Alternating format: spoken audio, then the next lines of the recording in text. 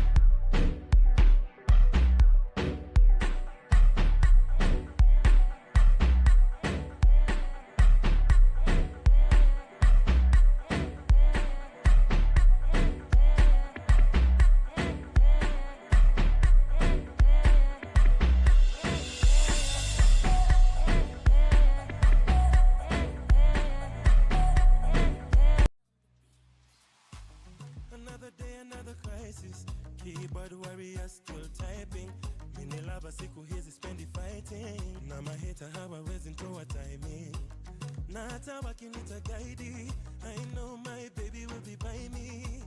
Na wakiniseti kwa IG, dawa ya watiaji huanga silence. Niko sherehe mina vibe, nanyi munani analyze, huwa wonder why me I'm just tryna catch a wine. We shughulika na your life. Niko sherehe mina vibe, nanyi munani analyze.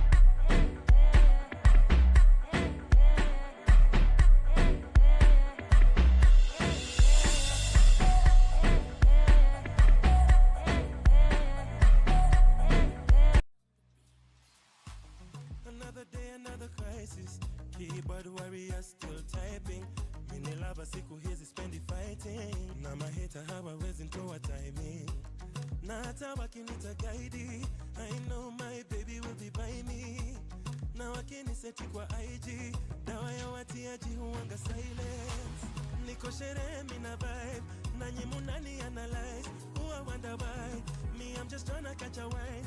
We shughulika na your life. Niko sherehe mina vibe, nanyi munani analyze.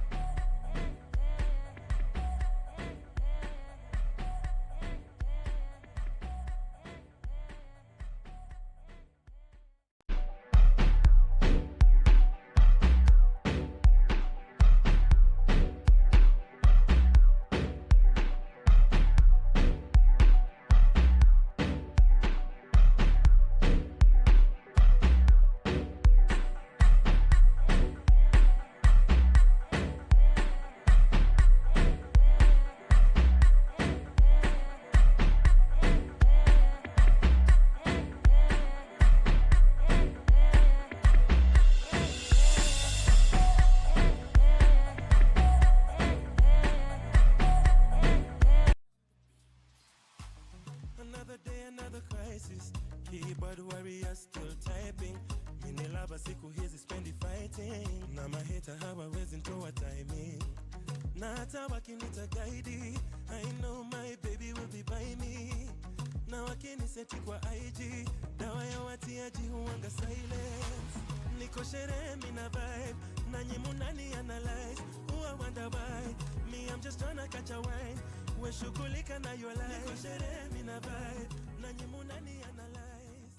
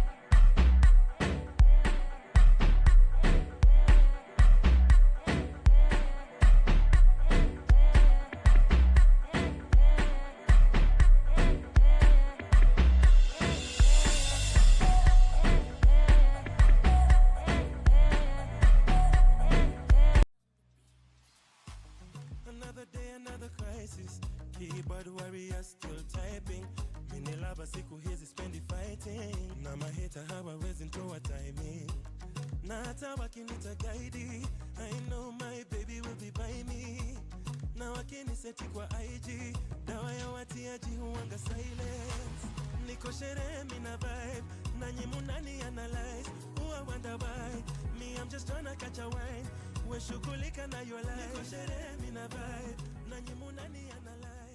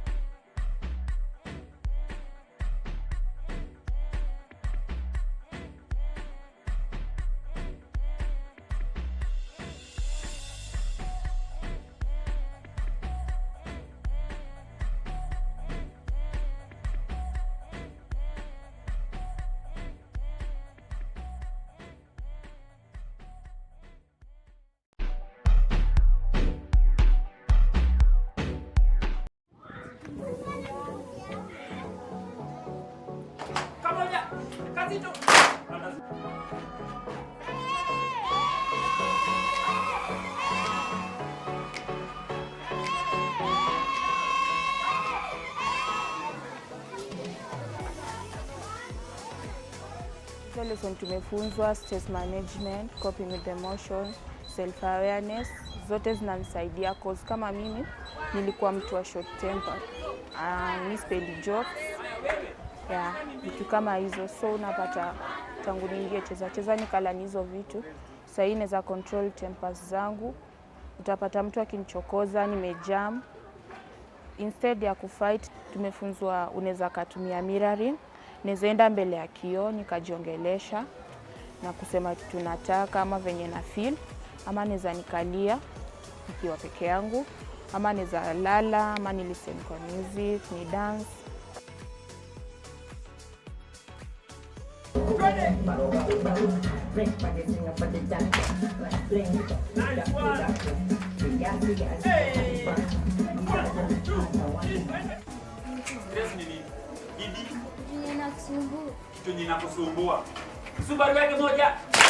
Mimi naitwa Evalina Viambo. Niko wa St. Luanga na mimi student wa cheza.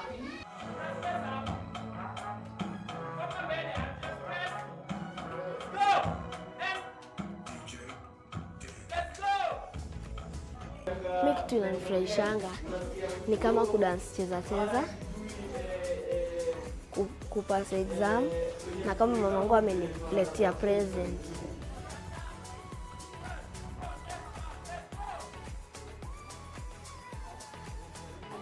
Mimi najua confidence yangu. Kama kuna kitu nasumbuanga akili na kujanga naambia Kevo kama mwalimu wangu, au naenda naelezea mama. Na manage stress yangu by listening to music, by singing, by reading the book.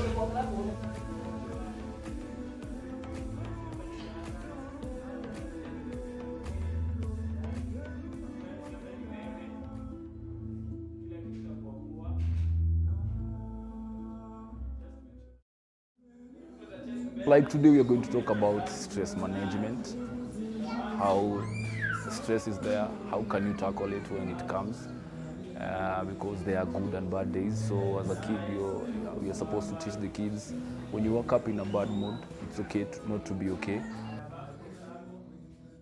Ni jukumu lako ujue mali tunasemea no ama stop. Ama just use your hand to show that asipite personal space yako, because you need this personal spaces. Aya, group 1, you know group 1 and group 2. So group 1 go towards group 2, but don't run. Aya, 5, 6, 7, let's go. No!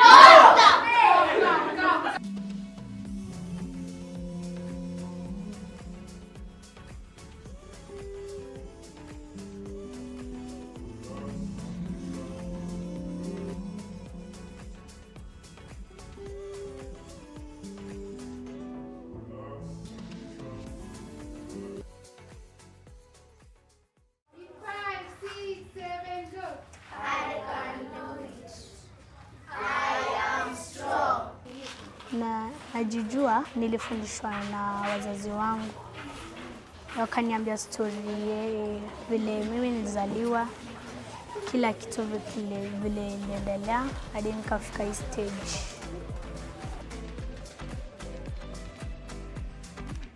Positive comment, don't take a negative. Self-awareness is the way you think about yourself.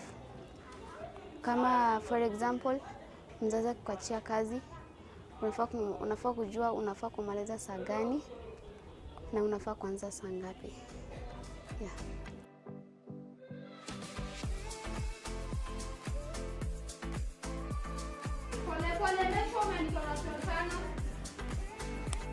So today we've learned about appreciation.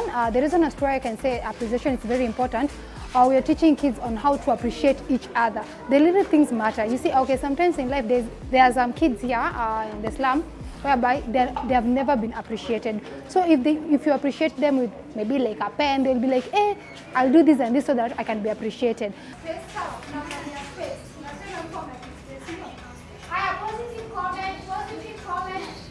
Positive comment. Mark it out as mine, and that's mine, and then positive. To appreciate it. Next, The uniqueness in the curriculum is that it touches literally everything that a person goes through in life.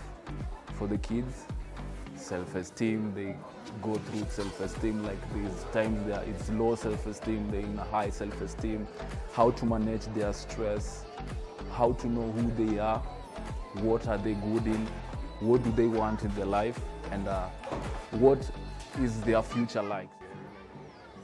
Mimi nafikiria ni important kufunza watu kama mimi hizi vitu, cause ukipata watu wengi wakifika hii age yangu wanajiona wamegrow sana. Hapo anaanza kuona mzazi wake kama mwenye afai, wengine wanaingia kwa drugs. So ikifika kama Saturday, ndio time huwa natumia kufanya vitu zifai, but wakikuja class unaona wanafunzwa, wana dance, hawatakuwa na hiyo time ya kufanya hizo vitu mbaya, na pia inawasaidia kucontrol vitu wanafanya ama kuchoose company wanatembea nazo. Nice one. 5. Feel for kama viona 5, 6, 7, let's go. Wewe peleka miguu bora zisonge. Nice one. Subaru yake. What has stood out for me is how the kids are coping up with the subjects, and they literally have the examples of what they go through as per the topic. So if you ask, what is stress management? Have you ever gone through stress? A kid will stand and say, yes, there's this and this occasion, I did this. So the example cut across to everyone. Kwa klasi ya cheza tulifunzwa about self-esteem. Sana zasema mbele ya watu ni dance ama niongee because niko na high self-esteem.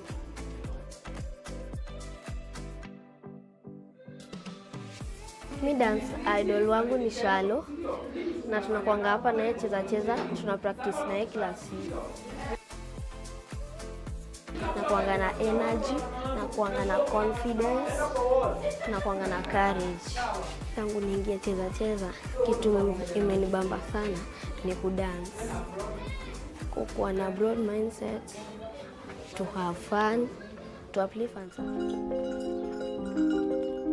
Whereas most children here, like, they lack confidence because of the trauma they have experienced from their communities. So social and emotional learning and having safe spaces, it's what kids and youth didn't have access to. And that's where we saw there is a need to incorporate and bring our programs here at Kakuma, so that children and youth can get access to safe spaces and have access to positive role models. Klasi yetu ya cheza inaanzaga, tunaenda hapo cafeteria, tuna circle of trust, tunaanza names.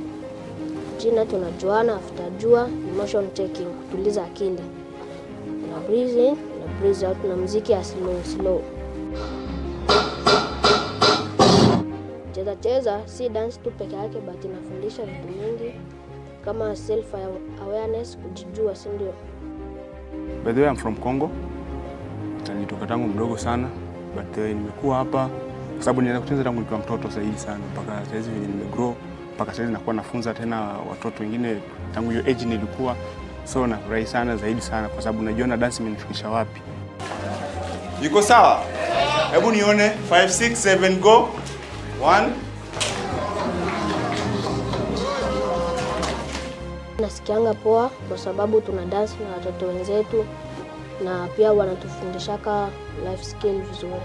Nataka kujiona kama kioo cha jamii kwa watu wengine, kwa sababu nafaa kuinspire wengine. Hata kama class ambayo nafanya, watoto wanapenda wawe kama mimi vile nafanya. Kila mwanafunzi anakuambia one day yes, na mimi nitakuwa kama wewe mwalimu. We've reached a total of 120 children. 60 graduated in the last cohort. Now we have 60 graduating in this cohort.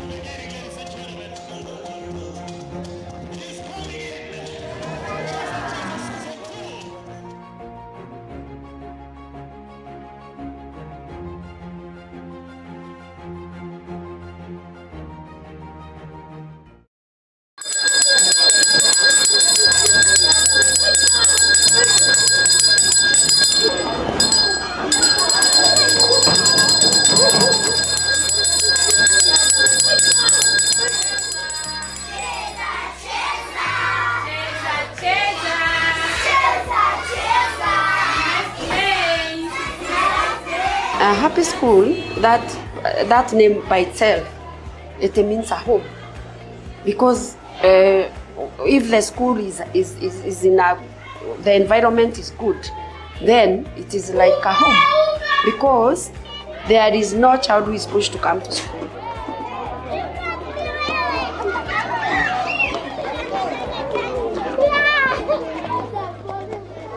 Happy School trains teachers in the incorporation of play and movement and integration of play and movement in the CBC curriculum. And then we get the word what, everybody? Teaching. We get the word what, everybody? Teaching. Yes, and that's what I'm saying. I am teaching. I'm doing what? For me, an ideal happy school is a space where kids can feel they can express themselves, a place where they can learn without any challenge.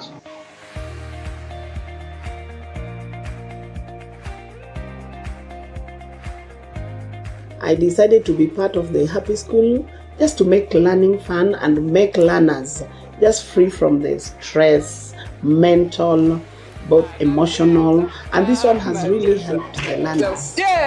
Anacheza, Simama, anacheza, anacheza. They are learning and including playing the learning. So it is not anymore monotony of just the teacher with the chalk and the teacher like explaining. They are explaining now with songs. They are explaining with playing. Just say you dance. Just say stop dancing. Go back to your seat. Hey, those are going back. Incorporating play in learning, it is very important. It is very crucial. And I want to thank the Cheza people. You came up with these ideas. You gave us training. In fact, it has just become. Learning has become real in our school. We practice every day. In my lesson, I enjoy a lot. And it helps learners. What are verbs? You must tell me what we've done today. We were dancing, yeah? In school too, you were just dancing. When Shamjina is teaching our class, I feel excited. Mwalimu akifundisha kudance, mtu anasikianga vizuri. Dance makes me feel happy.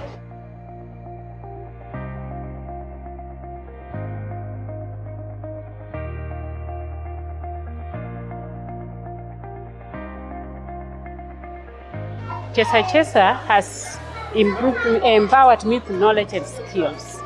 For example, lesson plan. We had some parts that I was struggling a lot, but now I can write it. I can prepare myself while going to class, write it and plan myself very well. We have another one here. Which one is this? Can you make a sound like a pig? It has made me to be a great teacher. Has made me a great teacher, integrated teacher. You can just move worldwide so that I can give these skills to the learners. They enjoy, so that as they enjoy, they have learning to be easier so that they can help their future. Kasichana karembo, kasichana karembo, ay ay ay ay ay ay ay. Ya kasichana kanaitwa Kidosho. Sema Kidosho. Kana sema Kidosho. Jina lingine Banati. Jina lingine Banati. Na hivyo ni visawe. I feel like I am so surprised that my teacher is dancing with me because he's the best teacher who teaches us very well Kiswahili. I feel happy. I also feel to also always come to school more and more, and it also makes me feel happy in school. I have understood before you go to class, you should have good emotions. When you get in class, even if you are down, when the learners just start dancing, you just feel you are happy. Even I myself, even that one, go back to my home as a community.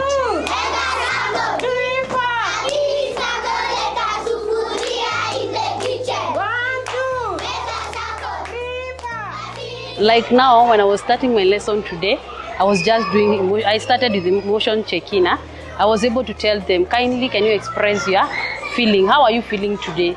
And by the look of the learners, the way they are expressing themselves, you'll know all learners, not even all, but you'll be able to know each learner. How is the learner feeling?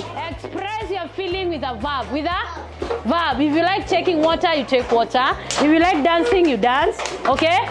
Your own style, do it in your own way. We are doing it now, we are finishing.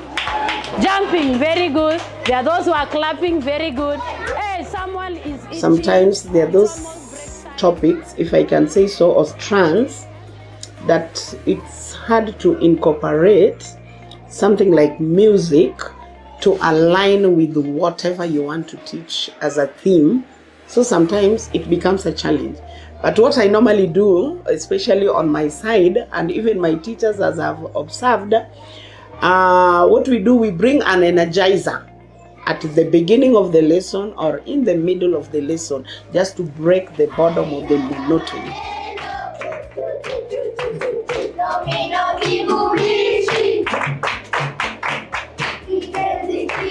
Movement isn't a break from learning, it is learning. So if a teacher incorporates play and movement and aligns it with the learning objectives, then the kid will have fun, or rather the student will have fun when they are learning, and it will stick with them. And something that we've noticed is it has even helped them improve academically, perform better, feel safe in schools, absenteeism in schools has reduced.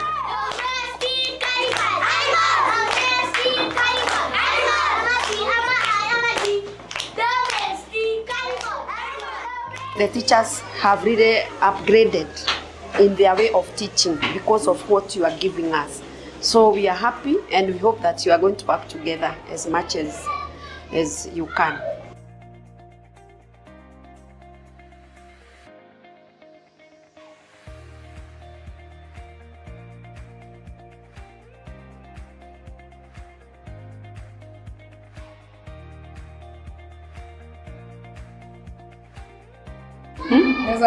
Move. Yeah. Cheza.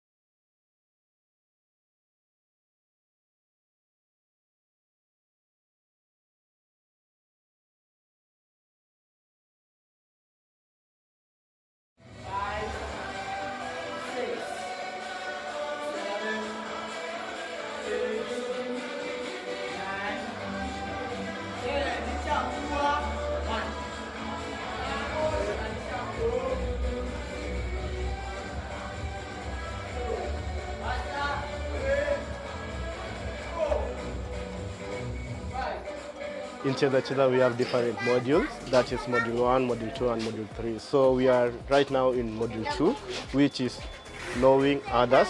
So knowing others, which include your friends, your partners and those who are surrounding you. Yeah. The position nakimbia ni 1, 2, 1, 2, 1, 2. Do twende in 5, 6, 7, go. 1, 2, 1, 2, 1, 2. So fast, 20 fast. Da-da-da-da-da-da.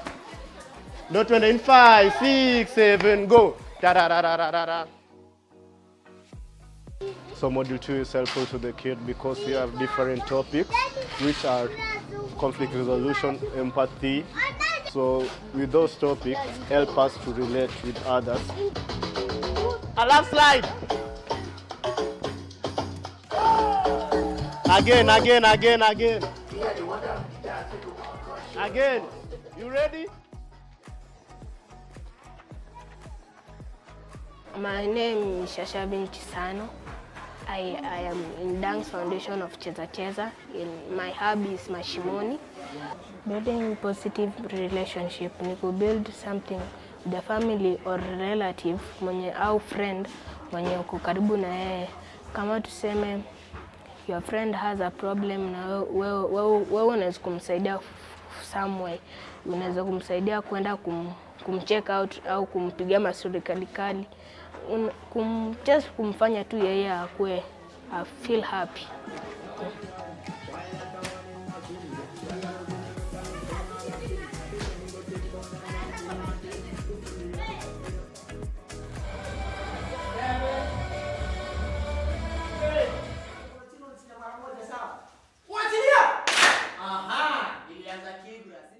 Kabla tujafunga shule yetu, my friend hakuwa hata na chakula yote. Sasa nilikuwa namwangalia tu hivi kwa huruma, namuuliza, "Kwani unalia?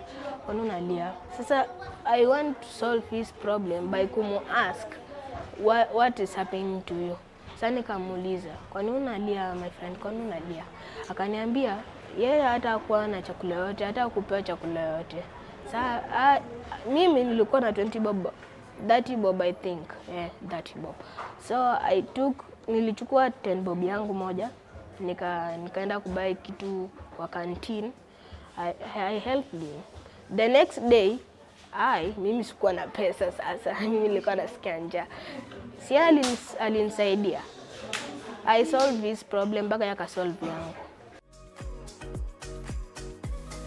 Hiyo ndio kenye tunawaambianga, ukifika kwa community ama ukiwa home, jaribu zile vitu tunakufundisha hapa, jaribu pia kuwork nazo ukiwa home. Ndio tuone pia ile impact tunajaribu kuweka kwa hapo na community pia. Uhusiano, makofi yake. Aha. Wewe msikize Aha. Tuseme ni uhusiano ya woman or man. Kama ni ile relationship ya love au ni ile relationship ya friends au ile tuseme ya parents au guardians ya familia. Junior amesema tena vitu zote ziko kwa hii kitabu, but makofi yake. My name is Consolata Ashuka. I am a student in Cheza Cheza Mathare North Hub. Topic yenye imenifurahisha in module 2 ni empathy, hiyo ya kwanza. Empathy, it means to me that putting myself in another person's shoes. Kids are able to understand other people's feeling. For instance, there's a story of one kid who told me like in school there's one of his classmates hakuwa na anything at all, like the kid ametoka from a humble background, so unapata like anakuja shule without food.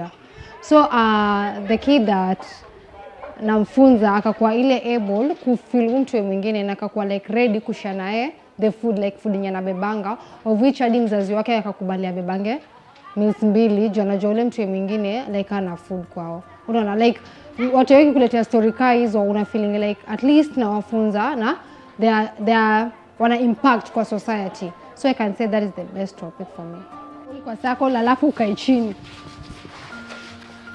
Make sure kila mtu ako kwa circle, extend circle kabisa Mike. Extend tena nyuma. Melanili from your teamwork. Subject yenye imenibamba model 2 ni teamwork. Teamwork ni kufanya kitu pamoja, kusaidiana, kucheza pamoja. Kama mtu hajashika kitu namsaidia. Topic yenye imenibamba hii model 2 ni respect. Respect ni ile kuheshimu mkubwa wako na mdogo wako. Shule wana apply, yani kaa teacher amepeana kazi na mrespect na sana nafanyia kazi na nampelekea. Kaa niko home, mdogo wangu akiniambia kitu nisimdharau, nimfanyie kenye anataka. We find that in these classes where ile time tunafundisha hizo life skills, kuna zile role play huwa tunapea watoto, kama niseme building positive relationship. Tunaweka into groups, then kwa hizo groups mna discuss ama mnatutengenezea role play ya kuonyesha vile mnaweza weka hiyo role play into action, unatuonyesha unawezaje relate na building positive relationship kwa community. Niliwaambia role play ni nini, si ndio? So unikamia na role play ya kuonyesha good friend vile ana behave. Sawa?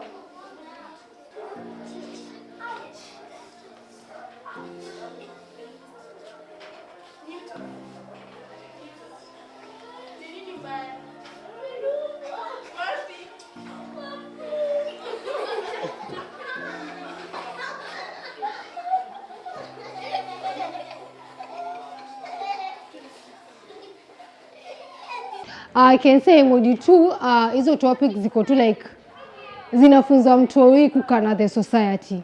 Unaona? Like kama for example leo niko nafunza all about teamwork. Unaona wako like willing na ready kusaidia umse elewi. And then they are like we have to win as a team. You see? Like hizi topics za module 2 zinasaidia mtoi anajeka kwa shuya niko kwa society. I have to work na huyu. Like anaweza work na different characters. So nasema zina add impact sana kwa life ya watu wengi.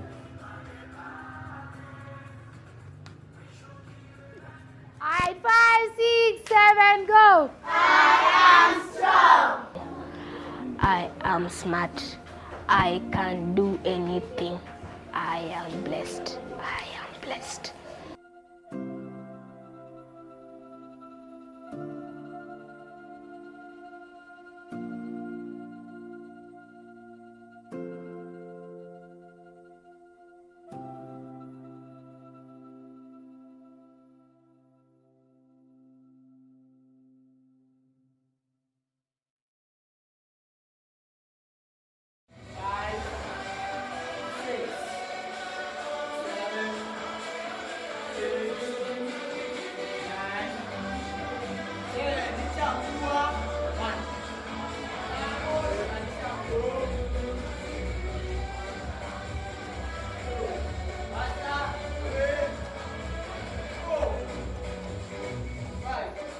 In Cheza we have different modules, that is module 1, module 2 and module 3. So we are right now in module 2, which is knowing others. So knowing others, which include your friends, your partners and those who are surrounding you. Yeah. The position nakimbia ni 1, 2, 1, 2, 1, 2. Don't run in 5, 6, 7, go. 1, 2, 1, 2, 1, 2. So fast, 20 fast. Da da da da da da. No 20 in 5, 6, 7, go. Da da da da da da da. So module 2 is helpful to the kid because we have different topics which are conflict resolution, empathy. So with those topics, help us to relate with others. A last slide. Again. Me like to brace pan it. I'm like to bucket too. Me like to brace pan it. I'm like to bucket too. I'm like to bucket too. Me like to brace pan it. I'm like to bucket too. Bucket too. I saw you bad. When me a bed me a wine and catch. Inna the air me a wine and catch. And that girl can't test how me wine and catch. You know you love it, so me wine and catch. Shake a premium up when you wine and catch. Position like a double shot. Wine and catch. Wine up your good body, girl. Punch all the blood. Got the gift. Some wine and catch. Hey, girl, where you come from? Wine for me. Your shoes are funny like a pepper. Still wine for me. Like a tennis ball, me when you fling it, give me. Girl, that's style about me, big it. When you wine and catch me, baby, me want brother. If a new style, I go give you your daughter. Me mix up like me mix smarter. Baby, me yeah, you mix master. They don't make them beats like they used to. They don't make them beats. They don't get their life like they used to. They don't get their life. They don't take the night like they used to. They don't take the night like they used to. Dance till the night dies. Till the night dies. Live till the sunrise. Till the sunrise. Work. Get your whole life. Get your whole life. We gon' pose for that spotlight. We gon' dance till the night dies.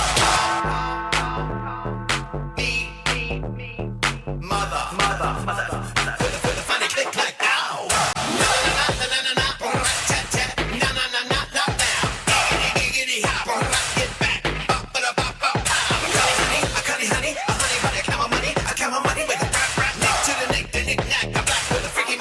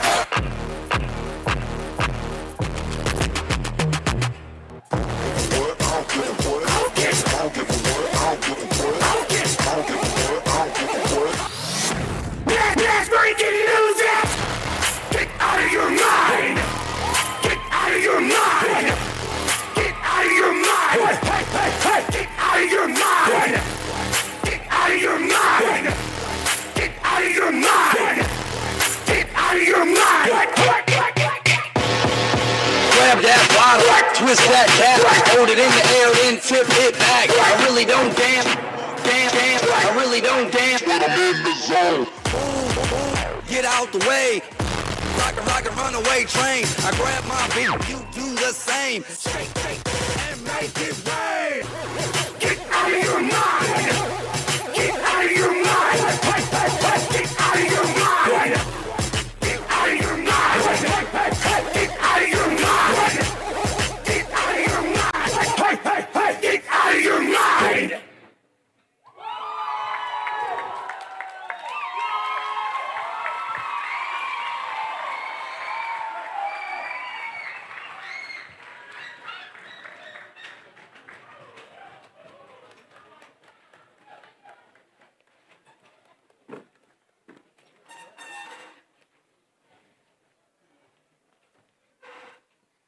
Round of applause, round of applause. Tafadhali tuwapigie makofi. Hey!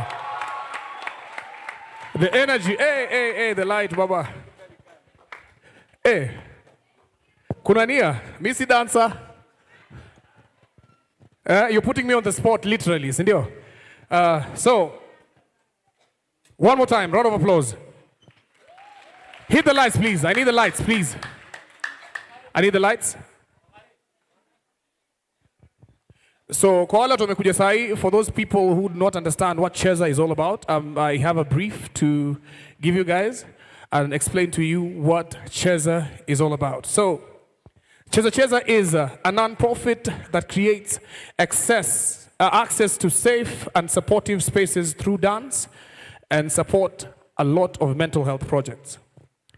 Yeah, so apart from that, they make sure they look into the well-being of children and young people in the vulnerable communities as they heal them, educate them, and empower them through the power of dance. So for those people who do not understand what dance is a therapy. Not just an art, it's a therapy. It's a safe space for a lot of people who are going through something, and most of the people express themselves and express how they feel through dance. And that's what we're going to be doing right here on this stage. So we continue. They use dance to play as a powerful tool to building a lot of confidence, resilience, and leadership in children and young, energetic people. So they work in schools and communities to create the safe, inclusive spaces that young people can express how they feel, develop self-emotional skill, and access to opportunities through art. So that means doing different gigs and making sure that people get work through dance and how they feel in their mental health space. So Cheza is an all-star academy that is advanced in training and leadership programs for talented dancers aged between the 10 and 22. This academy nurtures artistic excellence and personal growth through technique, training, choreography, improvisation, creative workshops, and performance opportunities. Beyond Dance, All Stars Academy is a platform for storytelling, self-expression, advocacy, and empowering youth for their voice and their talent in the positive change in the schools and the communities. Together, they build a generation of confident, expressive, and social change makers, one dance, one step at a time. Put your hands together for Cheza. Hey, Siwaski, put your hands together for Cheza.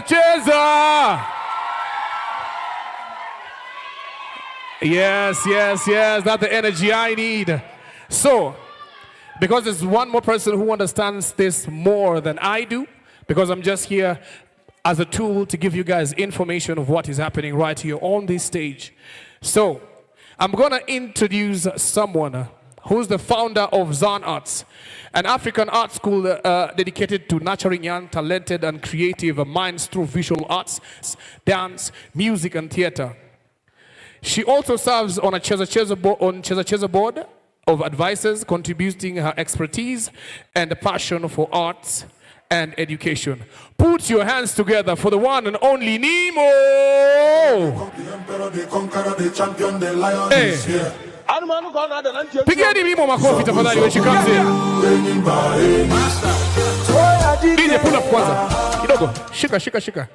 There's something that Nemo was telling me when we were seated there, we were just having a conversation. Akasema yeye ni mdeadly sana ku catwalk. So, tafadhali, before she takes this microphone, can you put your hands together as Nemo shows us her prowess in catwalking? Mpigeni makofi. Wacha tusimame hapa.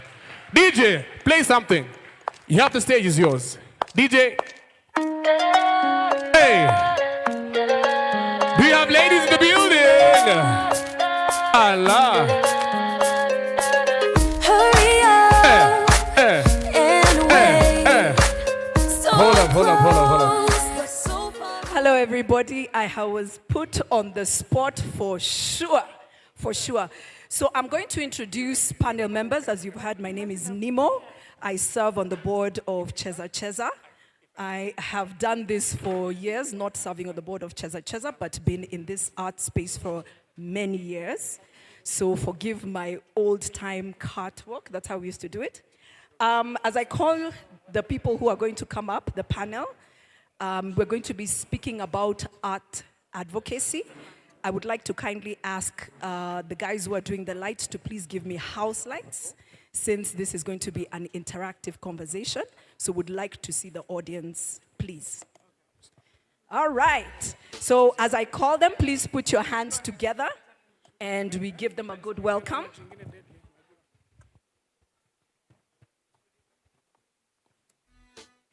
All right, the first person I'm going to call upon, I'm going to read their profile. Let me see. Sorry.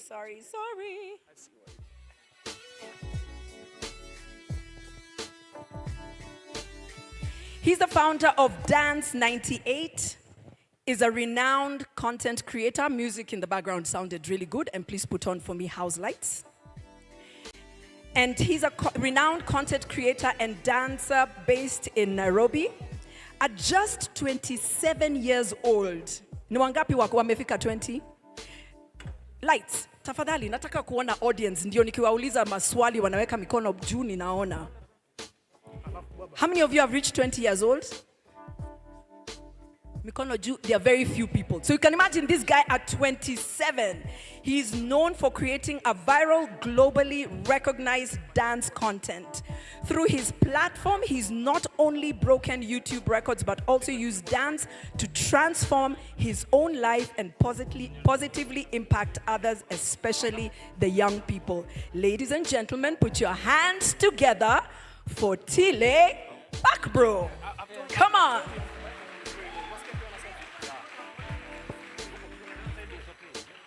Come up, bro.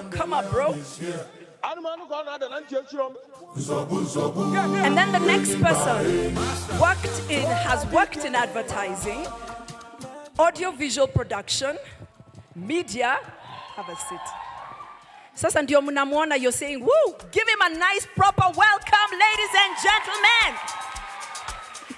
Have a seat, thank you. The next person has worked in advertising, audio-visual production, media in the last over 20 years. She has been a teacher and trainer, currently works as the head of school at the Camera School Boot Camp, and she's a director of Slam TV.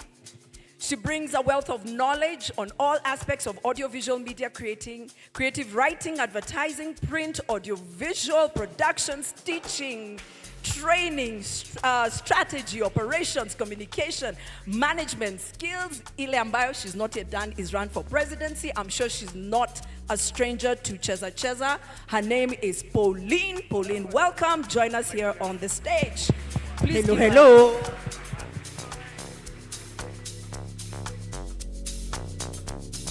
You guys need to do better than that in your clapping. Alafu,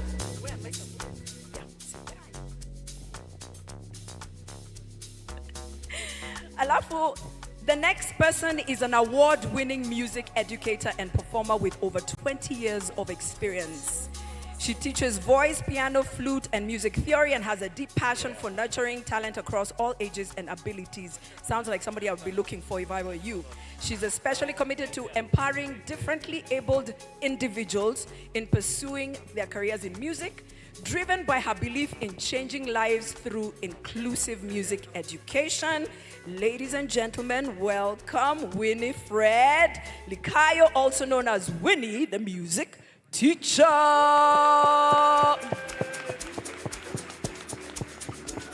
on, guys. Better than that.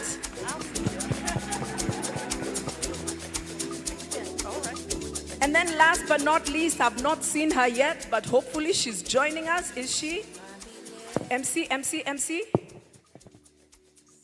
She's a counselor and child protection officer at Cheza. Kila mtu anamjua. She works closely with children and youth, ensuring their mental health and emotional well-being are prioritized. She brings valuable experience from her work at the intersection of art, sports, and psychosocial support. Ladies and gentlemen, put your hands together for Miss Joyce Nyong'o. She's coming up. As she comes up, please let me have somebody bring another chair.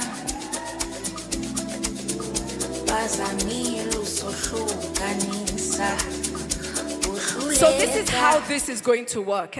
I still need lights here so I can see them. We are going to possibly ask questions, have the audience ask questions. These amazing, incredible people are people I think you should all know personally. The reason I say that is I know all of you are pursuing a career in the arts one way or another. Either you are promoting, you are trying to get into it, maybe you're partnering, whatever your industry is. And wherever level you are. Right now, I'm going to ask them questions, and we're specifically talking about advocating for the arts. And so, without further ado, we're waiting for Joyce.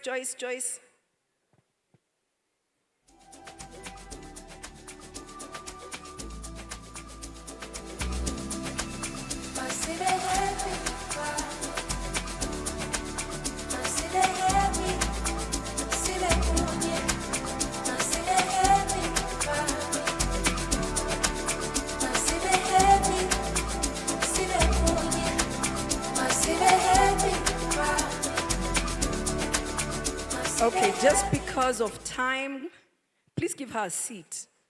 Leteni kiti, hakuna kiti yake. No chair. We need a seat. Thank you, Mr. Young Man. Truly appreciate it. Asante. Please come and join us right here.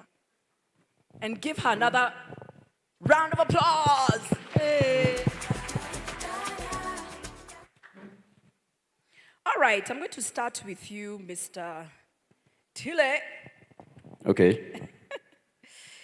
And the question I have for you is this. Your dance videos have achieved global recognition. You've done very well at the age of 27, which a lot of us wished we had gotten there where you are at age 27. And we thank goodness because of technology that has been able to happen. You've been able to break YouTube records. How do you see dance influencing cultural narratives, especially among the young people in Kenya? Kindly read that again.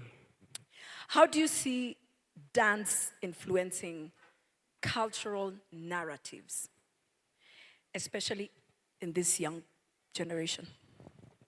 I mean, dance as a whole in itself is very wide, yeah?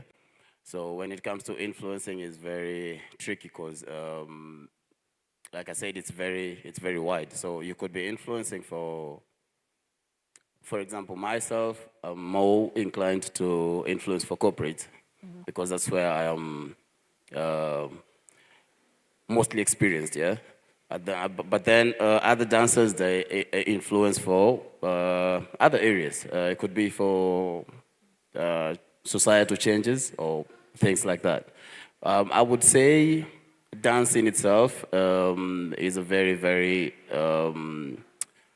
important tool when it comes to influencing because everybody consumes dance. And as a dancer and as a business person, I basically take that as a chance to insert myself and be able to take advantage of it. So in Kenya, as of now, I would say this is the best time, not like my time. I had to really, really push hard with everything I was doing. Right now, the infrastructure is there, so you just need to put in the work and you'll be there. Yeah. Wow. Umesikia young people. Winnie, You've dedicated yourself to inclusive music education. First, I want you to tell us what that means, even though we've kind of mentioned it in your bio. Can you hear me? Yeah, I can hear lots of echo when we're on stage. So I'm a teacher, so I always want to make sure that I'm well articulated and everyone can hear me. It's a pleasure to be here. And for me, using music, the thing about music is that music does not know race, does not know gender, does not know big, small. Music, number one, is a universal language. And so I find it up as an educator, a person who loves to teach people to grow. It's the greatest vehicle I think I've ever found to be able to unify learners of different temperaments, different backgrounds, different cultures. It brings everyone together because when you're able, there's nobody, sometimes the arts are wide, like you said, and then I look at music as an umbrella of all the arts. Maybe I'm wrong, but can you imagine dancing to no music? So I feel music, it just supports every form of art, and it makes everything that is artistic beautiful for everybody to be able to access. So anyone can actually access the arts through music. That's what I feel. Very nice, thank you. Wow. Pauline, your experience spans across advertising, media, and now education at the Camera School. Yeah. How can creative arts education bridge gaps in our communities, particularly in underserved communities? Areas. Okay, I'm another teacher, so can you hear me? Great. Wedimo, that's an amazing question, and I like that question because it brings, first of all, allow me to say this, Mwalimu, from one teacher to another, music may not be today's biggest tool. I feel like social media today is the biggest tool, and so as a teacher in photography and videography, and entrepreneurship, I feel that today's world cannot exist without the tools that we bring to the table. So our tools are as important today as music. Today, if you're a dancer, the greatest gift you can have is a photograph. Yes. Like we saw his photograph. I saw his photograph next to his bio, and it's a great picture. And that picture goes all over the world. Today, your video can go to places all over the world, yeah? And you can become viral, and you can make money while in Kenya, and you're viral. So anyway, you asked a question about underprivileged societies, yes, and you asked about creativity in underprivileged societies. I am a firm believer, and my friend Nemo knows, that I am a firm believer that the real core art comes from people who cannot afford to pay lots of money. Yes. And I'm always so excited when I come to events like this, like Cheza Cheza, because I come from Mathare. We teach, our school is located in Mathare. And so our whole life, my life is spent educating people who are passionate about media, who are passionate about the creative arts, but cannot afford to go to school to pay the amount of money it takes to pay for it. And so for me, the underprivileged, for me, it gives people who could never have a voice. It gives people who could never have been seen just an opportunity to express themselves. And I normally say that the biggest advantage of having a creative skill is that you can say things, you can speak, you can have a language to express, whether it's music, whether it's dance, whether it's the creative arts of media, photography, it just gives us a voice. And today, it also gives us an opportunity to earn money. So I hope I've answered your question. Oh my gosh, more than that's amazing. Meskevo, also a way of earning money. Now I'll come back to you, Tile, and Pauline touched on the art, not whatever art it is. So for you in this case, it's dance. You don't use it as just an art form, but also as a platform on your social media spaces to be able to reach, to speak to people on social issues and so forth. Can you give us a specific story where dance has transformed someone's life or perspective from the work that you have done?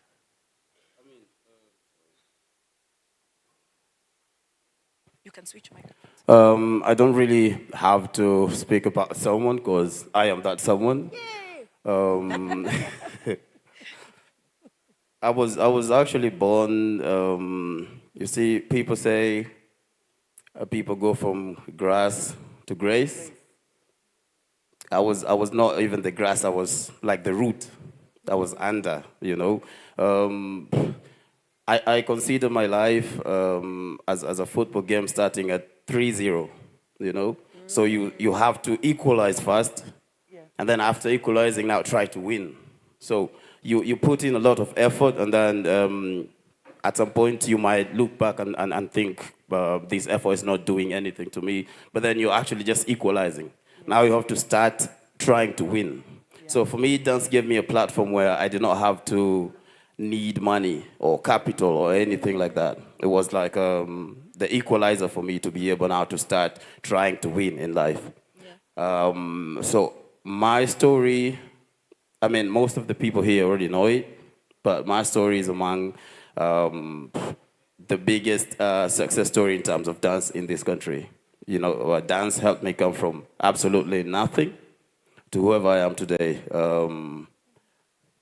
And I would say that the platform that dance gave me basically gave me an opportunity to be able to do what I saw every other person that I admired do without the resources that they had. You know, so the only resource I had was my time, skill, and effort. Yeah. That's beautiful. Everybody, let's give him another hand of applause. That's really beautiful. Thanks for sharing your story. Joyce, let's come to you.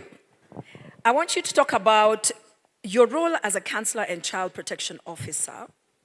Share with us how the arts and the work that we are talking about here contributes to the emotional well-being of young people. Thank you so much, Nimo. It's actually a perfect way to start when you're looking at emotions. As a counselor, I'm also a child protection officer. My major role is to support these children in terms of their psychodynamic, like their past. What are the experiences these kids have been through, and how are we able to navigate them in terms of supporting them emotionally so that they are able to see that they have goals and they have probably dreams that they want to attain. So when I come in terms of how is the mental status of this child? For us to be able to do anything, maybe when you woke up in the morning, what was like your emotional thoughts? Were they stable? Were they a bit hasty? Were they a bit like, I really don't feel like doing this? Were you straining in thinking of how am I feeling? And how does at times how we feel affect how we behave? So when our kids come to our hubs, we call it a safe hub because children come with a lot of emotional baggage. Children come with a lot of abuse from their families, a lot of neglect, a lot of, like, you're not worth it, you cannot make it. So when that self-esteem is low, when that self-worth is not there, this child is not able to perform. This child is not able to push through their dreams so that they can attain where they want to be. And for us, we want to see these children grow from, I love the way Tile said, from grassroots, you know? We want to see them grow from that grass to that grace. But as a therapist, I don't see the grass in this child. For me, I see the grace in this child. So when I am there, I work with the emotional well-being. I try to encourage them. I try to bring in a lot of cognitive behavioral therapy because all these mindsets, all these, I am not worthy, I am not able to, I am from a poor background, my mom is an alcoholic, my dad is not able to. it's all about in the mind. So when I practice the cognitive behavioral therapy, I want to see this child change their mindset, to have a positive mindset of who they are, because only that will make this child, when they stand in front of us here, they will push to a level that probably they didn't even believe they can be there. So as we nurture them in terms of their talents, even at times also we go deep into looking at their classwork. I love that we have teachers here. We also try to push through, how can this child be able also to do well in class? How can they also be able to use the same zeal they have in dancing, so that now when they even go back to class, as they think about, I was not able to do this move, but now I'm able to do it better. How can I put that thought, we are still going back to the cognitive. How can I put that thought in also my writing, in also my reading, so that I become better? So we are looking at the wholesome being. We are looking at behavioral. We are looking at the emotional well-being. We are looking at the psychoanalysis way. How does this child look at her future vis-a-vis her past? How does this child also behave in the community because of the community dynamics? So all this is placed into pushing forward and supporting them mentally. So that's why now we come in as a therapist. And what's my work as a child protection officer? We also look at the rights of our kids. We want these children to know that they're coming in to have safe space where they can dance, where they can also express themselves. Some of these kids don't even talk from their family backgrounds. Dad comes home, and the moment they just hear dad's footsteps, the child zips. And that really affects them emotionally and, of course, even mentally. So anything that the child feels they are good at, they hold it. They hold so many things inside. At times, we really have to work through all this to be able to break all these barriers so that this child can believe in themselves and can see themselves not only 5 or 2 years from here, but even 10 years to come. So we really, really work through. That's why now dance comes in. Because after dancing, after they've expressed the emotions, now they're able to be free, Now they're able to brush it off and then shake whatever, now the positive emotions that has come. So when we look at the child protection policies, we also want to abide with the law. We also want to make sure that as we work with our children, what does the law state, What does the human rights state? Do we bring in kids and we just let them be haywire anywhere? Do we take care of our children? Do we make sure that this child, today they did not have bread, and then I'm just there as a counselor or a child protection officer, and I don't do a follow-up? So we also do follow-up in terms of the well-being of this child. Are they secure? Some of our hubs are in very, very, insecure areas or community. So we also discuss this with the community authorities. How can we better the security of our children? How can we make sure that as they are in our hubs, we are also we are protecting them from things like abuse. We are letting them know that if you're touched in a certain way, you're not supposed to keep quiet. That is not something that is right. So now that comes in the child protection policy. And then now safeguarding all this. You safeguard this child. You safeguard this child from the community that at times is so very angry and very wild to these kids. So to minimize all this negativity that comes to them, we empower the children, we empower our educators who really do an amazing job so that they're also able to instill what are the rights in these children. So it's a real, rich package that we really, really work with our kids, and of course also our beautiful parents who trust their children to us. Yes, thank you. Wow, thank you. Thank you so much. I want to talk to both the teachers. She mentioned about including this policy, advocating for this policy, and she mentioned the emotional well-being.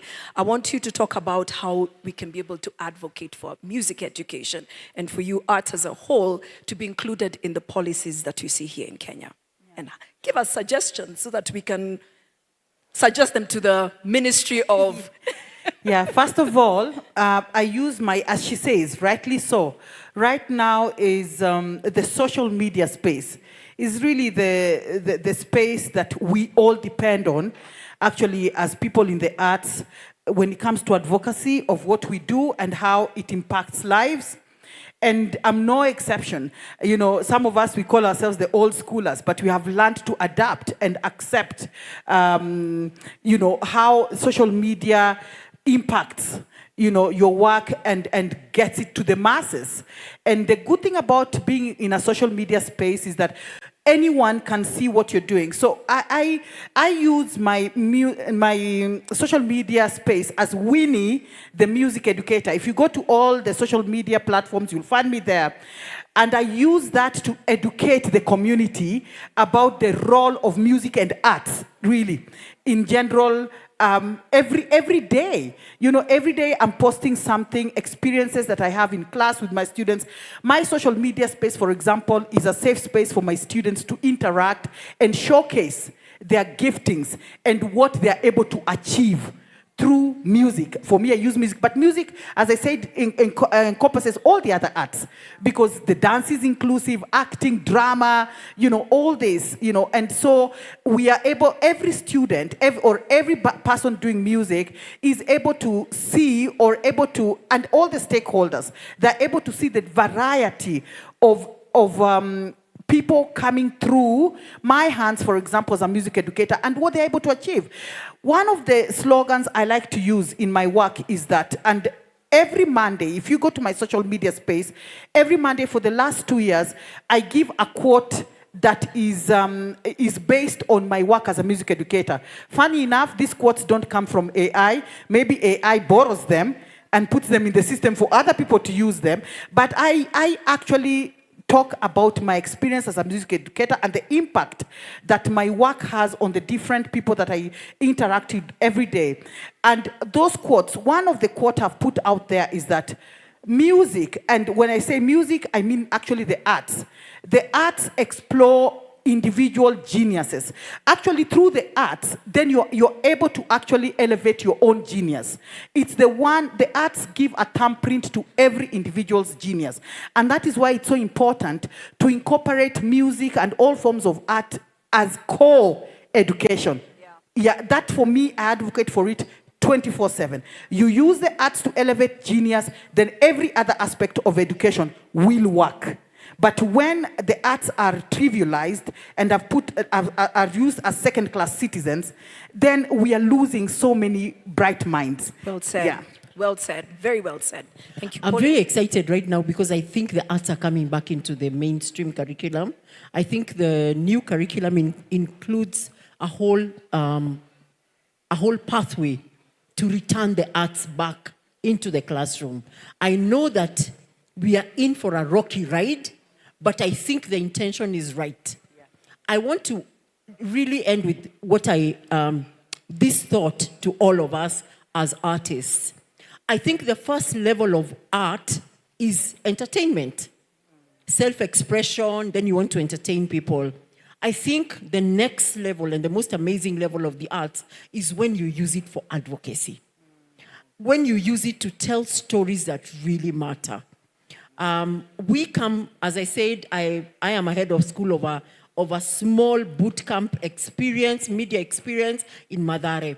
And I always tell my children, the first thing I want you to stop thinking about is thinking about stories from telenovelas and thinking about stories from Mexico and I don't know, all these things, and Hollywood and all these other places that you've been so used to eating. You eat up that stuff. Yeah. And you've gotten into a place where you have got so many stereotypes. Yeah.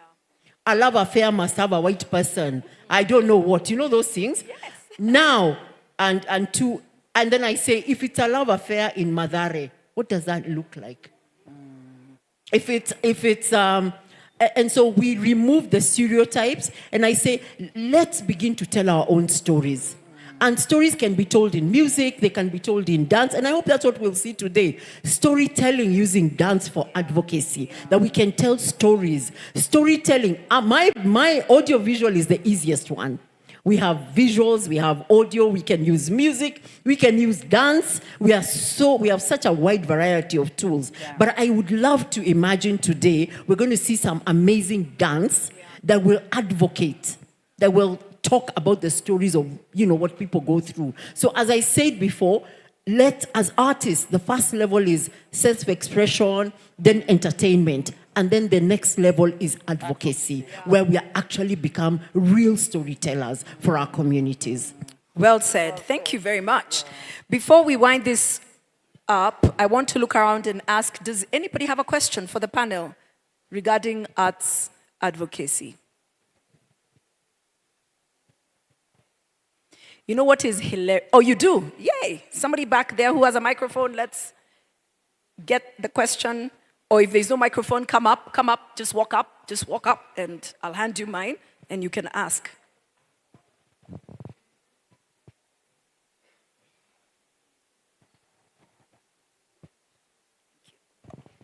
All right, thank you very much. My name is Rose. I'm a director working with prisons in Kenya. And I will direct my question to Joyce. You work in a field that I'm interested in. So for a holistic effect, how then are you including the parents and guardians in the development stages of their children who are building dance as a transformation tool? And this is to the entire panel. How can dance still have impact when the music stops? What happens beyond dance? What happens beyond the stage? They will go back to their lives. They will go back to tending for their families. So what happens beyond dance and beyond stage? And maybe to Tile, speak to the young man or lady, boy or girl, who needs to package themselves in the marketplace. There's a difference between having a skill, but there's also a difference between turning your skill into profits and sustaining their livelihoods, because we want them to come from these communities and even just build the very same communities. So turning their skill into profits and sustaining livelihoods. And, I'd also want you to answer, define your circle of influence. I believe there are people who held you up. So what does your circle of influence look like? And thank you very much to Cheza. Guys, 1 minute each, because these guys are doing for me like this. So we're going to start with you, Joyce. Okay. So thank you for that. Question about parents. Parents are our key, our key clients? Because parents trust these children with us. So when we engage first with the parent, we have to make sure that the parent understands what does Cheza do, and what are our expectations, and of course, how are we going to benefit this child, not only materialistically, but of course in terms of their social well-being, like I had said, and of course also the behavioral part of it. So this parent has to be given, we call it psychoeducation. How can I give a little bit of education of what I intend to do with your child? Then moving forward, when a child approaches a therapist, most of the issues that we come across are actually 90% the home setup. So this child, like I talked about the psychodynamic, the child has issues that are struggling with in terms of the family. So there's a therapy style that we call family therapy. This family therapy engages the mother or the father or the guardian in terms of psychosocial support. So I engage a one-on-one session with the parent. In most cases, I get consent from the child so that the child can invite the mother to come in or the father to come in for a session. Then after this session, probably you realize that the parents are also going through things. They're also going through issues. Then later on, we engage the child also to be engaged in the support system so that the parent is also empowered in terms of their psychosocial well-being. But we also do parents' engagements in terms of workshops and capacity building so that they're also able to know how can they work better and communicate with their children. Thank you. Thank you. That was really clear. 1 minute, 1 minute, 1 minute. Okay, I wanted to talk about what happens after the lights go out, when you're no longer a superstar. In 2000, I'll be very fast. In 2000, we did a study about our course. We had started off giving voice. We wanted to give voice about slum stories. And then we realized that besides voice, our children wanted a skill that they can use to make money. So we retailored our whole course. That's when we introduced the boot camp. And what we do is inside that boot camp, we teach entrepreneurship and we teach life skills. And now we are partnering with Sandbox Ubuntu, and they are actually taking them through a year of entrepreneurship. 2 courses, and some of them are getting grants and some of them are getting loans. And the others, of course, are going through an entire year of life skills. Why? Because it's after the end, after the storytelling. At the end, you must make money. There's no point of being famous and poor. Yeah. So in our philosophy where we come from, yes, we are storytellers, but we are storytellers who have money in our pockets. And at the end of the day, we want our students to actually become professionals. That's just a quick rundown of when the lights go out, at least go home with a kilo of sugar. Yeah, for me, it's the same as they say, but because I also teach a diverse group of people and of different ages, when it comes to the young ones who are gifted, the first thing is also to interact with the parents and let them understand why it's important that they support their children's skills or growth of skills. And of course, in my school, because I run a Winton House of Music, the Winton House of Music School, that takes care, okay, it's a premier music school, but at the same time, we also have a section where we interact with children from backgrounds that cannot afford to pay premium fees for music education. So we have what we call, I created a buddy system where young people teach each other the skills. And then from there, we also give them opportunity to work at the school as teachers and also create bands and just open opportunities for them to be able to exercise their skills wherever they go and to be able to make it fruitful for them in future. There's a lot of stories to tell about that. If you go to my social media space, you'll also be able to know more. Thank you. So I'm going to, I'm going to discuss how a dancer can incorporate business into your skill, yeah? In 1 minute. Okay, no worries. Yeah, so there's basically a route that I normally use, yeah? If I'm advising a dancer who is starting, I would say you give yourself 3 years. The first year you work on your skill, which I'm pretty sure most of you here have already polished. So there's a skill set here. You completely make sure that you are at the top of your skill set area. And then the second year is basically where you position yourself into the corporate world or basically into the economical area of now your skill set. So basically you use the second year to create your CV. And I would say as a dancer, you're a performative person. So that means social media is your best CV. That's basically where you're going to. I can have, let's say, 5,000 people here, but social media gives me an opportunity to showcase my skill to 100,000 people without having to move a single, without having to change my geographical area in any way. Yeah. Now, the third one is where we now will look at the money part. Most beginner dancers, they always flip these ones, or someone will come and ask me, like, how do I make money? And then I look at their skill set, I'm like, you still have to work on your skills first. So I would advise them to go through these 3 steps. First, work on your skill set. Secondly, look at how you can position yourself as a brand. So ask yourself, if a client comes to my page right now, what can they see that they can say, I'm going to need you to advertise for me, or maybe dance for me, or maybe basically just sell for me? Because now when it comes to making money as a dancer, you are like a salesperson, I would say. So work on the 3 steps, and I think you'll be good. Excellent. Let me tell you something, young people. I want us to stand, not yet. And I want you to honor these guys. These guys have brought their skills on stage, and in like what, 30 minutes or more, they've been able to share things that you would probably have to pay to hear. When we were young, because we were at some point, we didn't have some of these things that you had. We didn't have this kind of panel. I remember we would watch the John C.B. Okumus, who else was that? Goge Wathiongo, God rest his soul. Jerry Karago. I don't even know who was a dancer at that time. The Vitimbi people, those were mentors. And they didn't have this kind of platform. They didn't have Cheza to connect and come and sit here. And at that time, I can tell you, what they said didn't ideally sound like it made sense to us.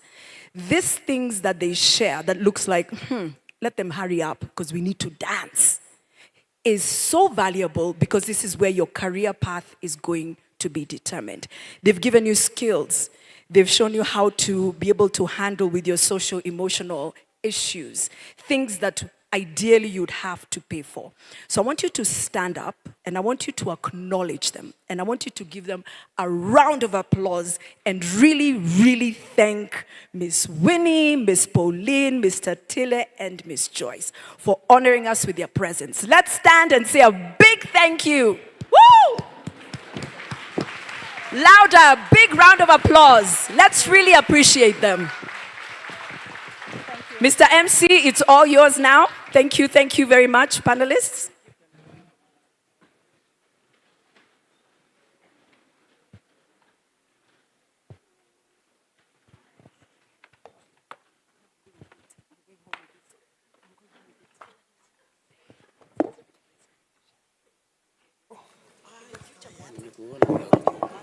Nakumbuka.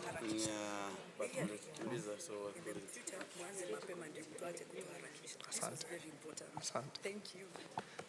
Round of applause, round of applause, round of applause. Hey, kwani tumechoka hivyo sana? Tupige makofi tafadhali. You know these things, we take them for granted, but they're very, very important in life, sindio?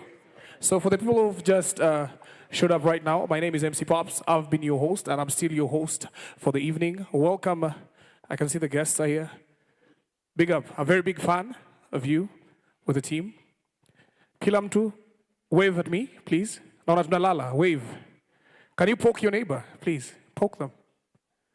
Mwambie uko sawa. Uko fiti. Nimesikia mtu akiuliza huko nje ati kwani mental health ni watu wamechizi. Tukue serious. Sawa?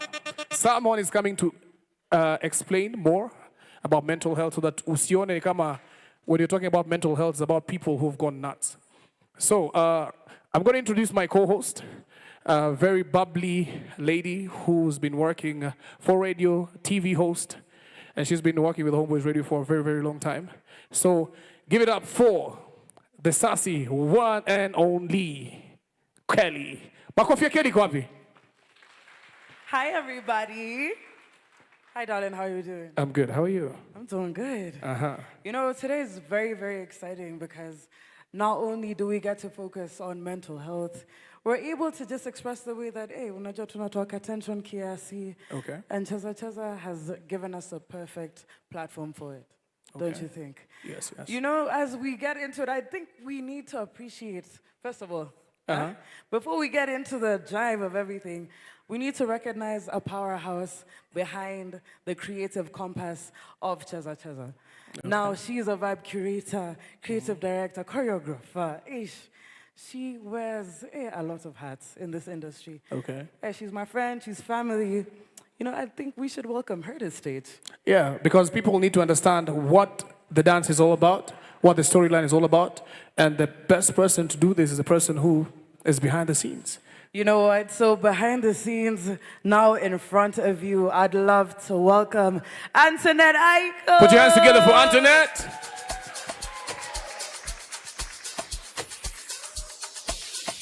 Ivy. How much for take a dance here? All right. You know, let's get into it real quick, you know? Cheza, this foundation, and today is it's all what it is because of your creative direction. So let's get into it. What was the core feeling that you wanted people to just understand, especially the youth, when it came to this storytelling, particularly Leo? Hi guys, nice to see you. Thanks for coming. My name is Antoinette Aiko, as you've heard. When Cheza brought me in for this production, it was very personal because every dancer has more or less the same story because of the struggles and the way they go about their dance career, feeling a bit underrated, not respected, and all. So the story was based on a story of a young boy who has gone through the trials and tribulations of being a normal human being, and then he encounters dance in his life and everything that he does. So in the midst of all of that, he finds solace in dance, and that's how he makes things happen for him. Yeah, basically. Let me ask you one more question. How do you balance creativity with purpose?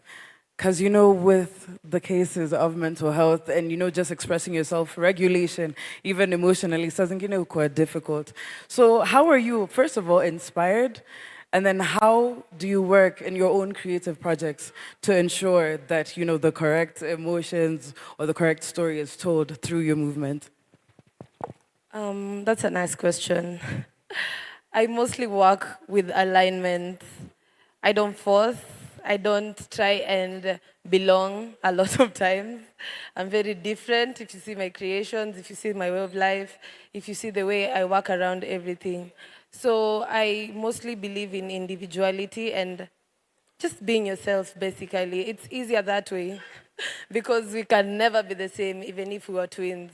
So yeah, that's how I approach everything. So even if I am in a place where it's a bit dark and I feel like I can't create at that moment, I just channel that energy, not necessarily for people to see, because some people create for people, but when you're in such spaces, I think it's best you create as a form of expression, and also as a way of just staying sane, and also just feeling better about the whole situation. So I don't really necessarily advocate for constantly creating for the sake of the algorithm.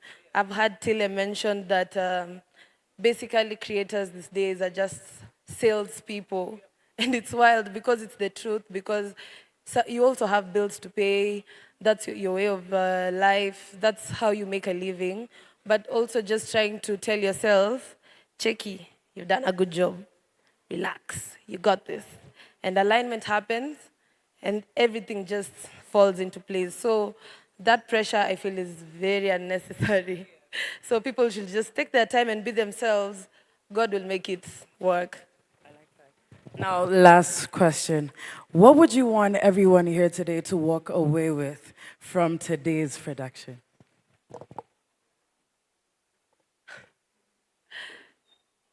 Dance is actually a career. Simply put. You know what? I love it. So you know what, guys? We're about to get into the eye of the storm. Pops, what do you think? Is it about that time? Hey. First of all, let me talk to the crowd. The crowd is so Wamechil sana. Yes? Wamechil sana. Hey, wamechil sana. Come. DJ, I want us to do something with the crowd. Eh? So if you're seated, tafadhali, simama kidogo. Just do something. DJ, give me an open beat, a hip-hop open beat. Tafadhali. Let's do something with the crowd. We have artists here, we have mothers here, we have fathers here. Alafu nipe lights kidogo so that I can see my crowd. Sindio, hit me with the lights. Itakuwa rahisi. DJ, are we ready? Anything that's hip-hop, that's open. Yes. Thank you very much. So I want you to have space where you can clap, eh? This is what you're gonna do.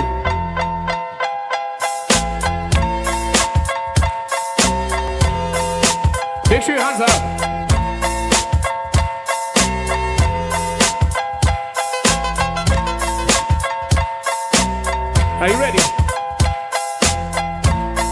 I want to introduce someone to you guys that is here as one of our guests of honors.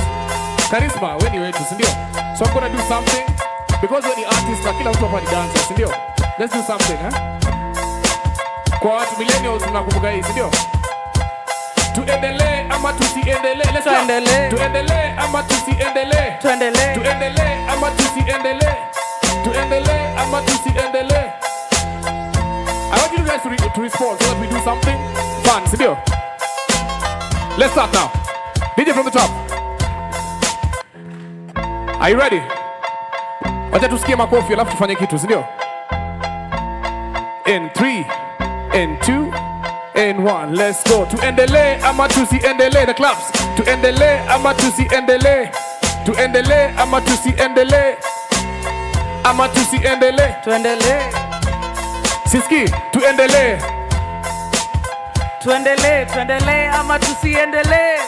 Tuendelee ama tusiendelee? Sikia, kaningekuwa msanii wa sanaa ya silaha, ningekuwa na jamii ya masadam kama saba na mabunduki na makofia kabilauri, bidhaa za kujijali ilhali mashauri. Sikiza sauti kutoka Kenya mpaka Saudi Arabia, majabu ya Musa Firauni. Huyu kijana anafanya vipusa wa tauni, wavue mashati ni kama wao ni wenda wazimu na saa. Sikiza hii story vizuri jamaa, rap naifanyia chapa na mafans wanao nipenda jamaa. Saa hata ukinichukia siwezi jali hata.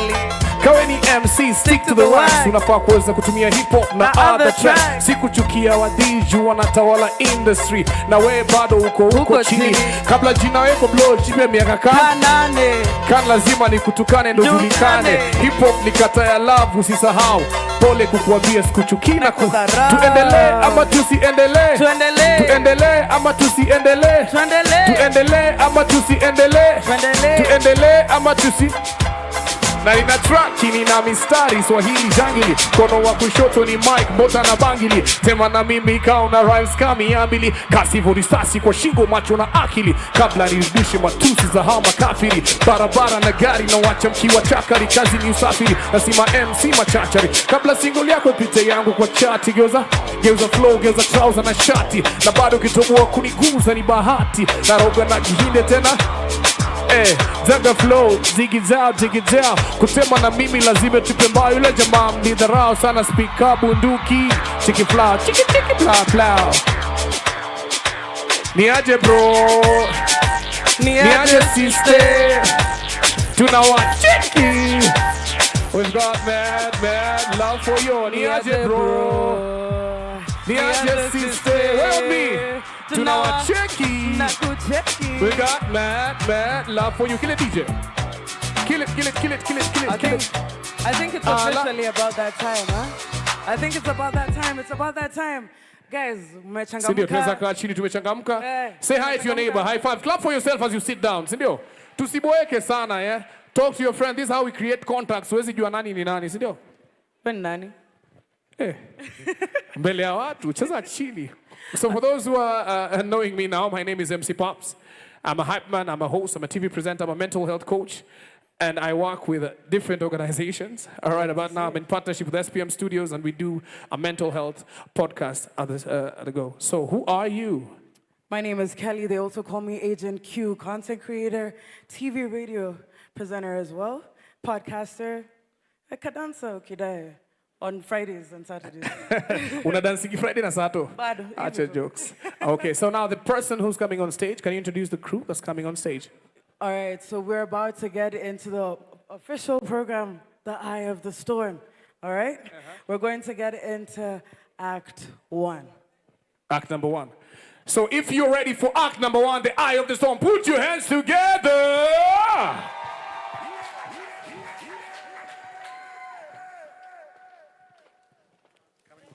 Yeah, mic check.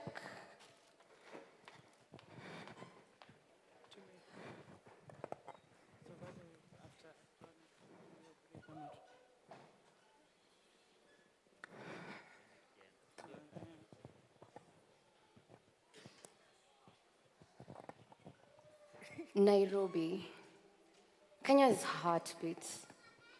The city of all things culture, all things innovation, all things art. Picture the Nairobi Cinema, Uhuru Park, the Kenya Railway Station, the endless matatu circles painting the streets of Nairobi, and the millions of people bursting in and out of town trying to catch up with Kasongo's economy. Sema one time. Come on. This story, however, brews away from the big city lights and noise and into the vibrant ecosystem of famous Kibra. Picture plating services going as low as 200 shillings. Getting a whole balanced diet at just 50 bob, yani 20. There's also playing balls being made of everything else apart from air. It's as though the rules of life are not set on stone in Kibra. Instead, those rules are sort of lost in our WhatsApp group somewhere, and those men, women, and children alike are forced to face the raw realities of life. So, you're not wrong to think that these are the realest people you're going to meet. Among them being a young, energetic, electric boy called Malik, who was born in 1997 in a cold August just like this one. The boy had a grin on his smile, and his eyes, my goodness, they shone like he knew exactly what he was meant to do on planet Earth. Must be nice. Mama Malik, could I?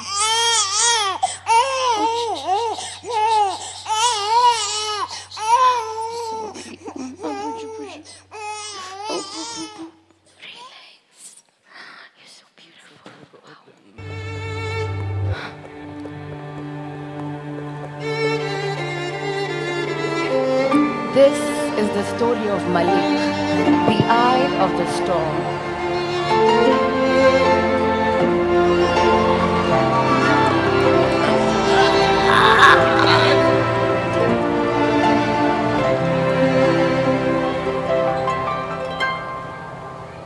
It feels so good to be alive. Got all my family by my side. Couldn't wipe this black off if I tried. That's why I lift my head with pride.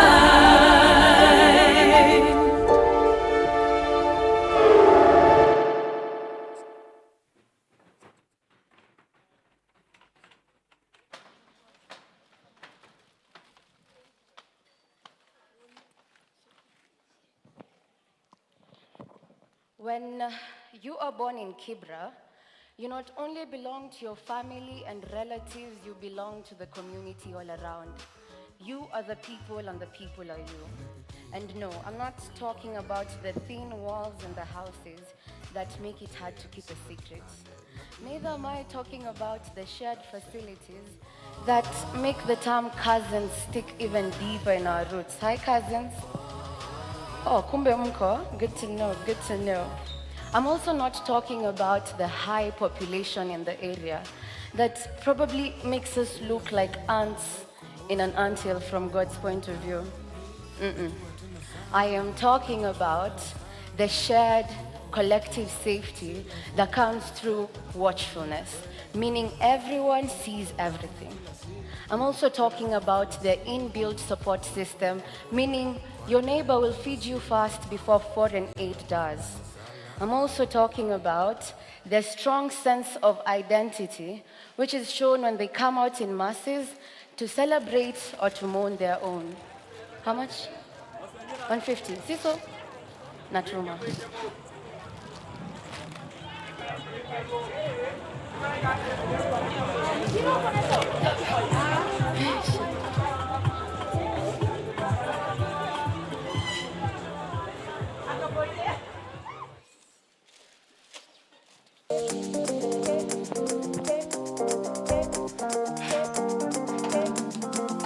Good morning, my neighbor.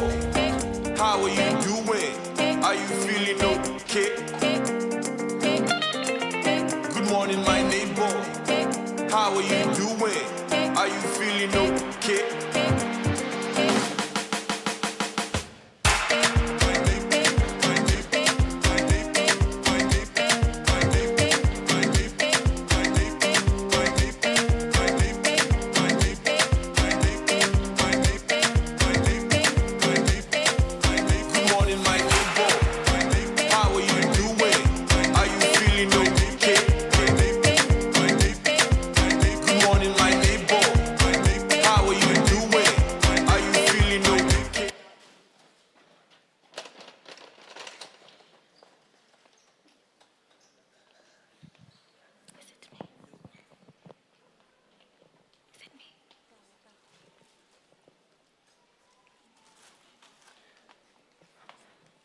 This is the community charming Malik was born into.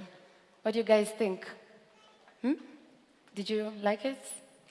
Now, imagine this whole community that Malik has. Double that charm with his rich personality and aura. Oh my goodness. The boy was like a god amongst mortals. Everywhere he went, he just blended in. Everyone was ready to accept him. So, Malik finally started to become aware of himself, aware of the hunger and the need inside him to dance, and suddenly this want to prove himself to his community. Will he be able to do that? That is the question for this evening.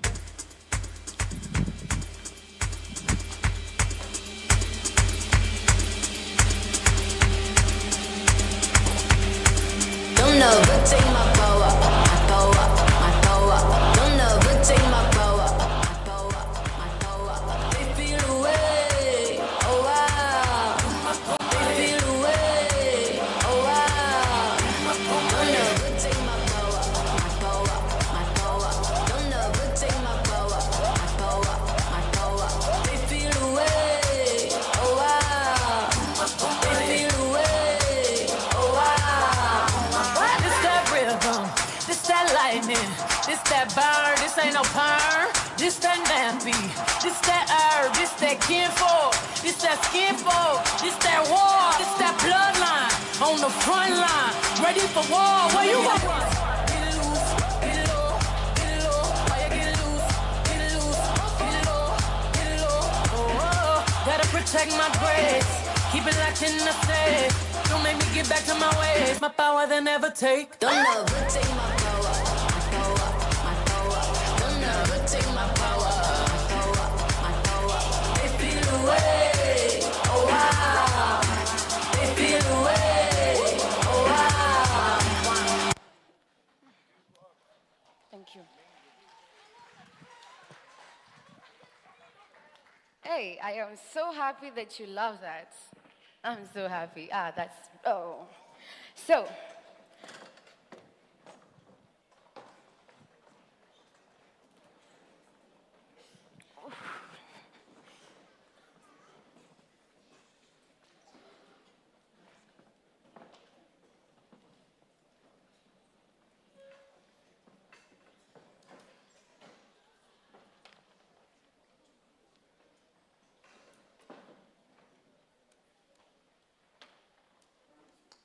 So now, our community sweetheart had grown well into his lower primary years and he was finally sent off to school.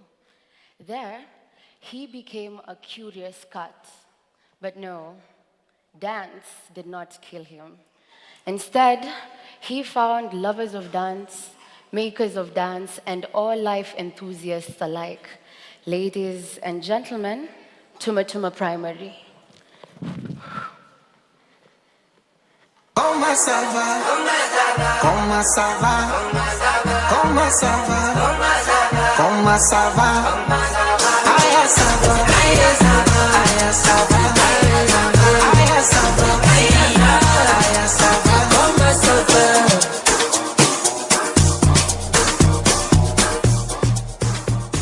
So easy, just be lucky.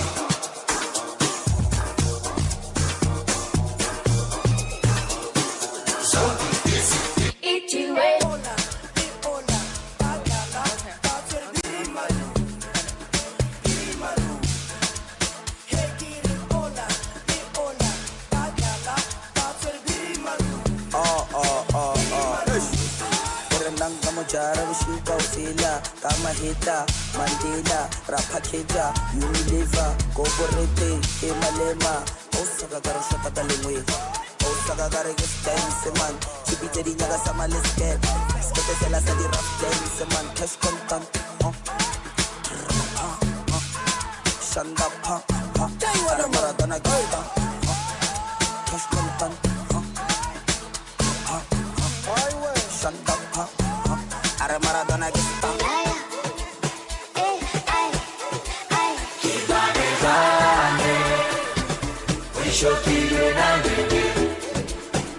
It's the kids, babe.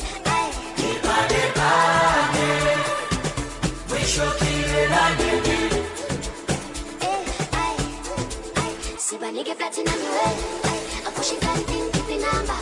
And don't you take your money, shine number. It's shine number, was a busse. I keep it back, finish till I gala. I chew up and let photos. Ain't no need to say my name.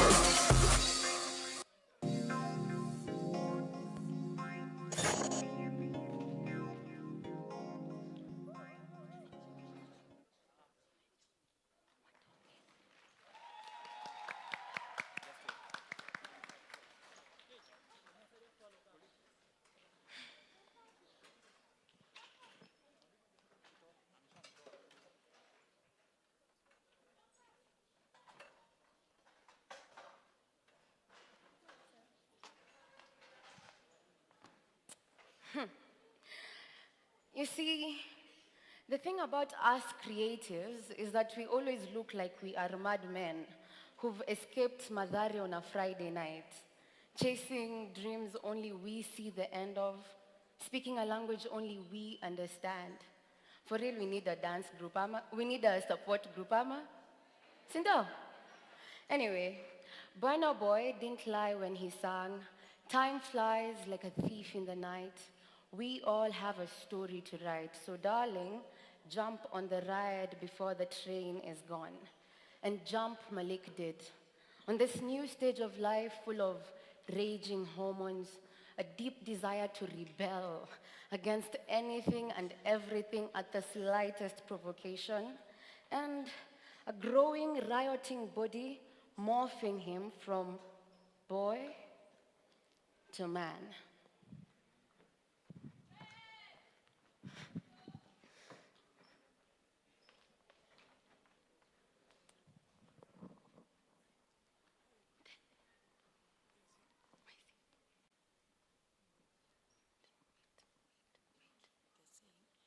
As we're waiting for time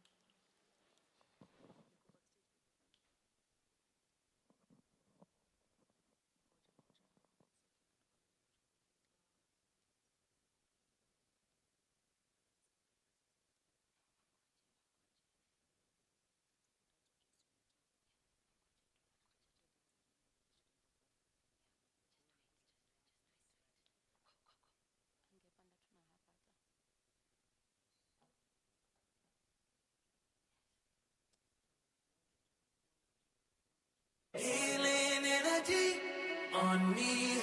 When it's 11:11, I need it. Healing energy on me. Baby, can you make a wish for me? Anxiety, don't let the pressure get to you. Now we play for keys. Don't let it go. Heavy snapper, I got too much weight on this. You can see the diamonds, don't complain on it. We was hustling, you niggas got no say on it. I'm just being honest, I'm moving steady. You can't buy success, that got no sale on it. You know that God did, he never gon' fail on us. Too much people got me thinking I'ma save all this. I know the ops want it, they love this. Two-tone got that bust down like whoa. The streets crazy, they don't love me no more. I want the pressure, but I'll bang for my bros. Walking in Giuseppe, I'll be 10 on my toes. Anxiety, don't let the pressure get to your head. You know we play for keeps. Don't let it go over your head. Welcome all the smoke, welcome all the smoke. Mama pray for me so I won't fall. Walking 10 toes, I be prepping up but nobody knows.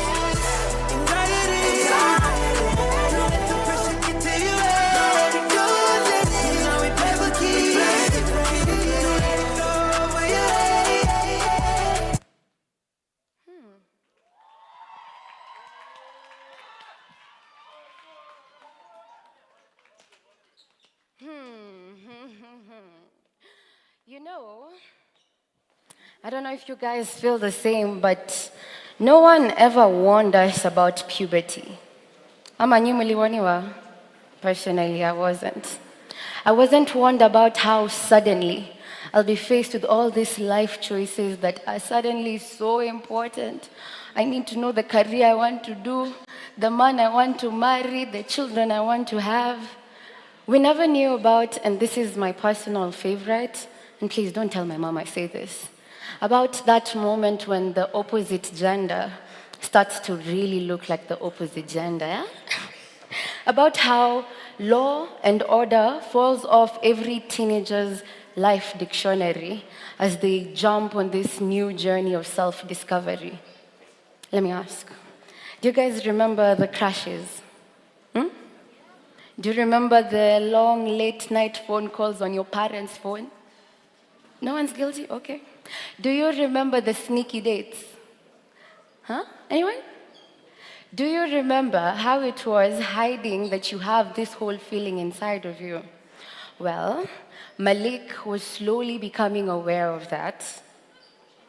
And if you don't remember your high school experience, Malik is here to give you a touch of what that felt like.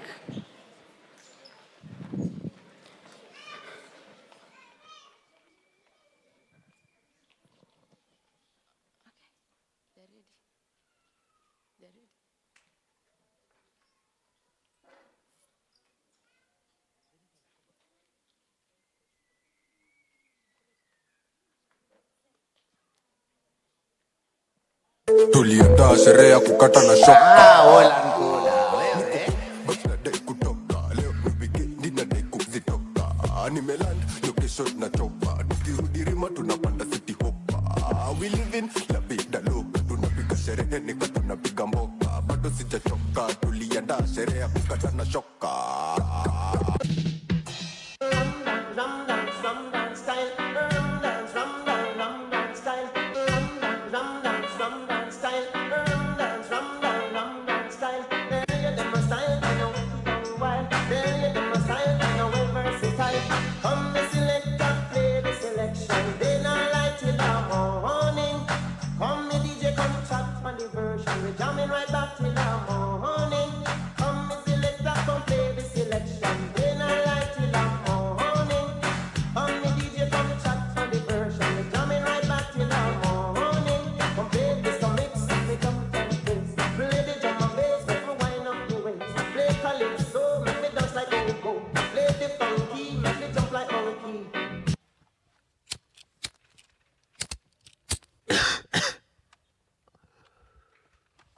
Just give me the light. Just give me the light. Just give me the light. Just give me the light. Just give me the light and pass the joe. What's another buckle of more? Yeah, let me know my sides and I got to know which one is gonna catch my flow. Cause I'm in the vibes and I got my dough. What's another buckle of more? Yeah, them looking hype and I got to know. Could I be your protector? You're buff in every sector. Every man around them wants on your inspector. But you know let them threaten, I grill you with no lecture. But them for a drill, not them fuel injector. And them a infector, disease collector. Now for them a go like them one come wreck ya. Don't know the part where you got in your center. But you know you not let them guy they affect you. Yo, God.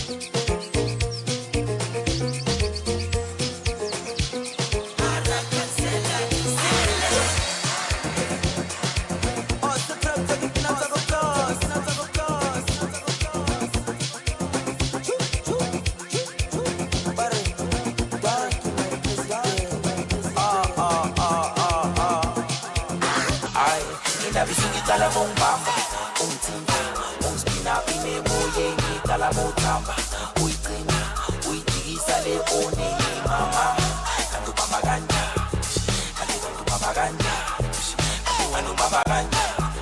Ay, ni tala mong bamba, timba, spina pine moye ni tala mo tamba, tina, tigisa le one mama, kandu papaganda, kandu papaganda. Ya chenya shipite boss kwani mini nugu Shani kajani kame fall pungulu Ako magode mini koma bungulu Ashajileta disha za machubulu Tukalini pimaga kafurisha chululu Shani kajani kame fall pungulu Ako magode mini koma bungulu Ashajileta disha za machubulu Tukalini pimaga kafurisha chululu Chiki vile dobe mitubeba Chiki chaki choto wangeba Vule dema kohanda samebeba Sitoki mkono na mabega Tetemeka kauna malea Shingo kando kamengenya Jikone ni kauna bakteria Alafu bovu Inakubalika, inakubalika, inakubalika Inakubalika, inakubalika, inakubalika.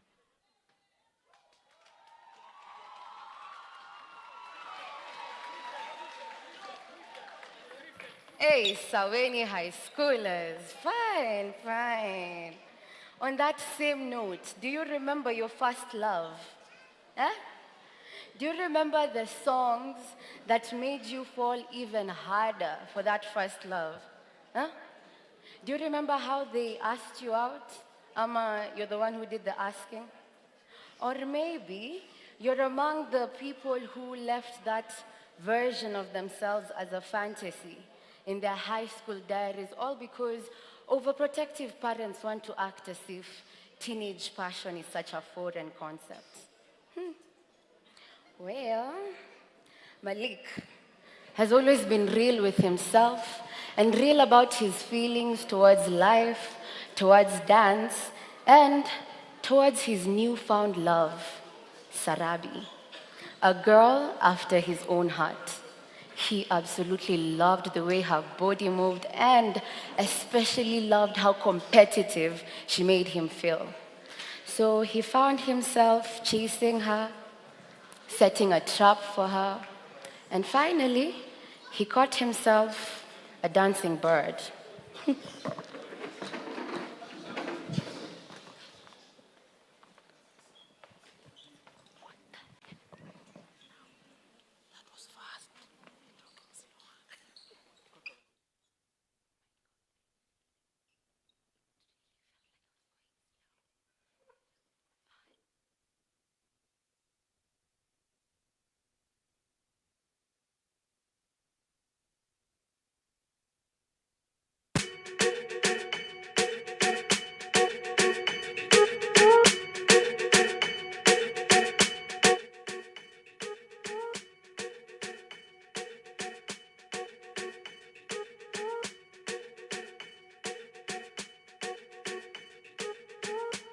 I'm at a party I don't wanna be at, and I don't ever wear a suit and tie. Wondering if I can sneak out the back. Nobody's even looking me in my eyes. Can you take my hand, finish my drink, say shall we dance? Hell yeah. You know I love you, did I ever tell you? You make it better like that. Don't think I fit in at this party. Everyone's got so much to say. Yeah, I always feel like I'm nobody. Who wants to fit in anyway? 'Cause I don't care when I'm with my baby, yeah. All the bad things disappear. You're making me feel that maybe I am somebody. I can deal with the bad nights when I'm with my baby, yeah. 'Cause I don't care as long as you just hold me near. You can take me anywhere. You're making me feel like I'm loved by somebody. I can deal with the bad nights when I'm with my baby, yeah.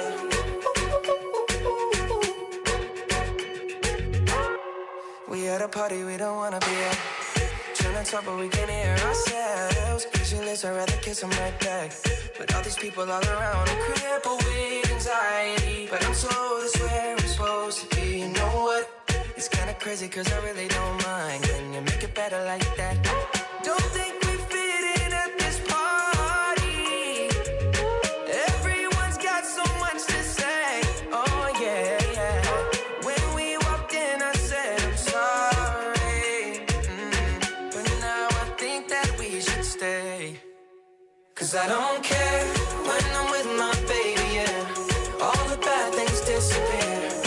You're making me feel like maybe I am somebody. I can deal with the bad nights when I'm with my baby, yeah. Oh yeah, yeah, yeah. 'Cause I don't care as long as you just hold me near. You can take me anywhere. You're making me feel like I'm loved by somebody. I can deal with the bad nights when I'm with my baby, yeah. No, I don't like nobody but you. It's like you're the only one here. I don't like nobody but you, baby. I don't care. I don't like nobody but you. I hate everyone here. I don't like nobody but you, baby, yeah. 'Cause I don't care when I'm with my baby, yeah. All the bad things disappear. You're making me feel like maybe I am somebody. I can deal with the bad nights when I'm with my baby, yeah. Ooh, yeah, yeah. 'Cause I don't care as long as you just hold me near. You can take me anywhere. You're making me feel like I'm loved by somebody. I can deal with the bad nights when I'm with my baby, yeah.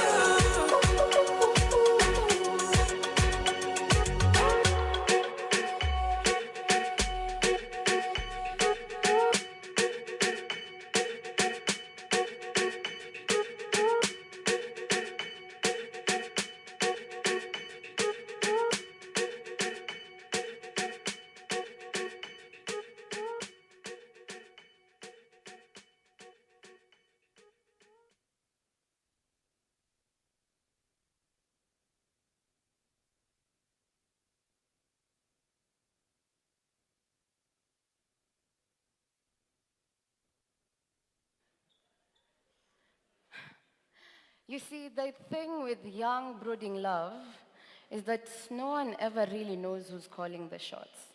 I mean, since we're both broke, who's buying the ice cream? Ama nani ndo akona fare kwenda home? Kuna mse akona fare kwenda home? Oh, okay, fine. No one ever really knows who's calling the shots. I mean, we both stay at our parents' place, so if we want to go out, whose place are we going to? And with all this empowerment going around, who really is the head of the adolescent society? I guess we're going to find out. Meanwhile, Malik had found himself on the mandatory journey every creative under the Nairobi sun has to go through. The christening that separates the chaff from the wheat. The sweet wheat, of course, comprising of Malik and his friends. They decide to go to the streets and join the dance battles in a bid to try make a name for themselves, or in the list, find a dance community where they can belong, something. Just thing is, those streets have all the violence and rogueness dished out freely in the streets of Kibra. Malik and friends, curious, took a deep, deep dive.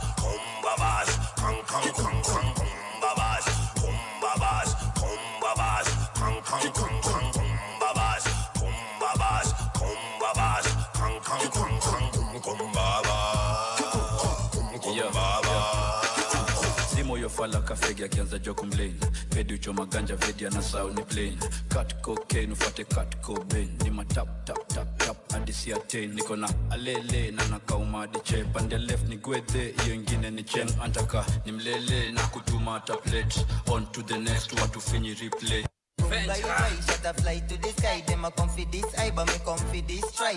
Shot in a them head for the licky boy. Just a copper and lead for the licky like a tie.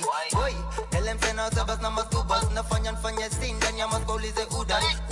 To book da, kiruga, kick shooter. Press gas in my footer, no my shooters in a tuna. Kumbabas, kang kang kang kang.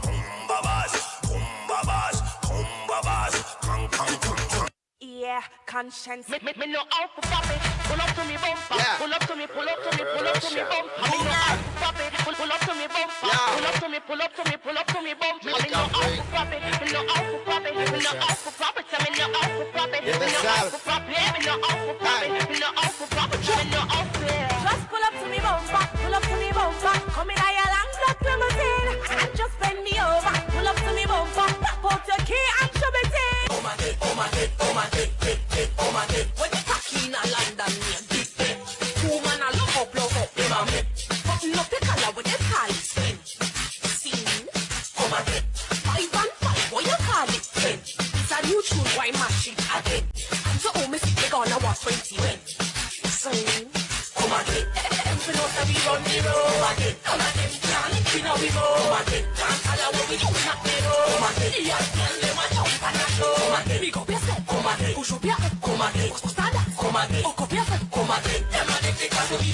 She say 1 inch a body and a body that. She say 2 inch a body and a body that. Big man in a your middle and a hoodie guard. Girl, sit down, sit down. Good pum pum, girl, take a sip on the tip of the top of the cock. Make your wet, no the tip of the top of the cock. Back way where your boss a cock up your back. Say she want it harder, me no fi stop. Lick a pink pussy cocky blacker than a harawak.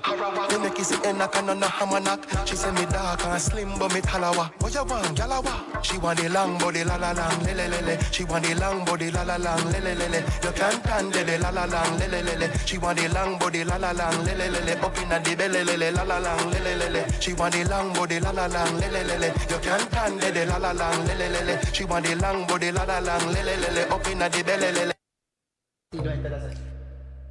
I said to let them know what it dey, mama.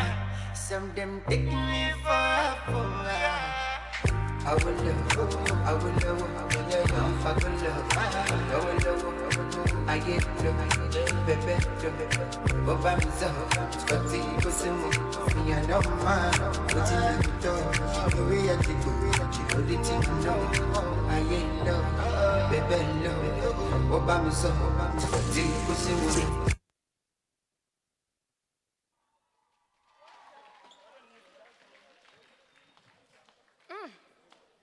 We are cruising nicely. So now, our boy finds himself in the streets with nothing but dance to fill his days. Basically, he is idle. I mean, how long do you need to dance to know that you can really dance? Plus, Malik has been dancing ever since he was a kid. Of course, he was getting bored.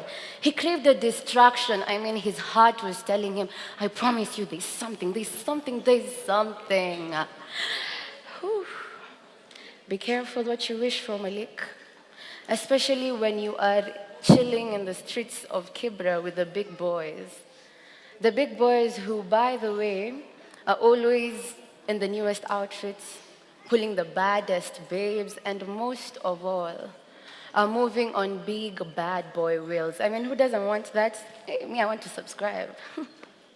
So, what they don't know is that the secret to acquiring those luxuries is through vandalism, theft, violent robberies.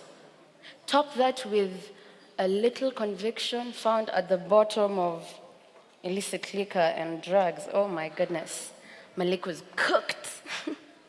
So now we have a curious idle cat. And remember, an idle mind is the devil's workshop.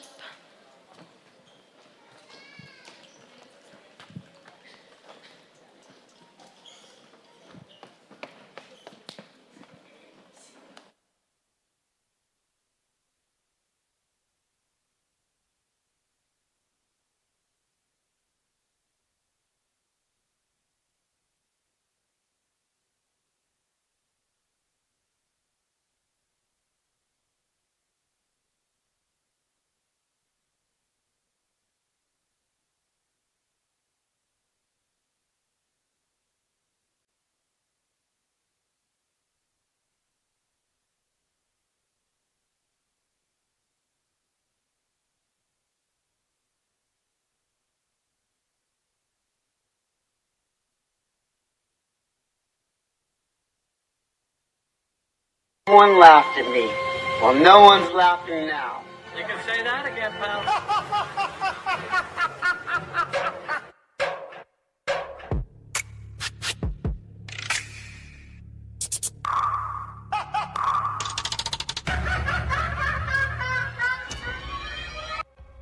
How can he?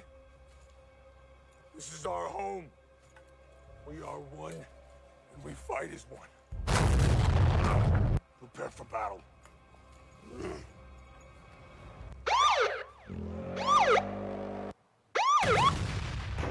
FBI, open up!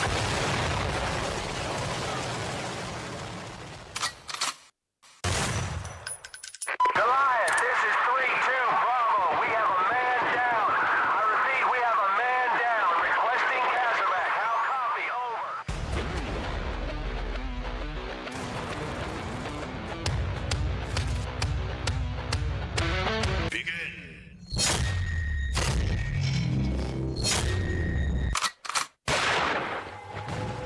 Sugar. System. Can't communicate anytime to me super be my time to me fit with a bomber. When me talk about double century and I was a guilty 20 release a man. Can't see lion, swim straight faggot. Chrome pretty 14 a bill pin a man. Used to get the call and for tea party. Now man a make cars so the thing look madder. 12 things come a call up that pull up. Bounce it down, which who come a lip and a front the tongue. Cock 45 and bust the tongue. Small roll in a cheek, head back push the drum. Man dead eye open, humpty dumb.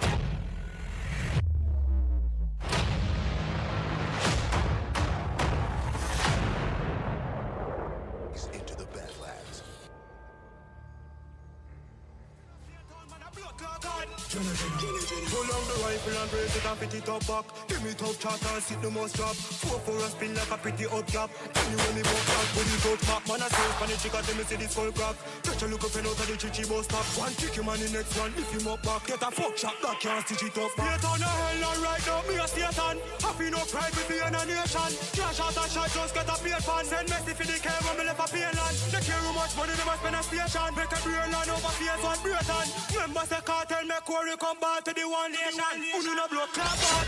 And a drunkard, still a drunkard, warlord. Good bad already, I go hard. Petty thief can't tongue in the mob. Them even fit like a Honda. You know when I call them a fool, them a fake, them a fraud. Or a start jump shot, shuffle them a jump like God. Pat, step out in a block. Remember, one phone call, them drop down flat. Some boy a begin at them, but like bounty killer. None of you still a bust it chief. You got a filler. If them a funeral pillar, kill them slow. Poisoners, just like a ramtiller.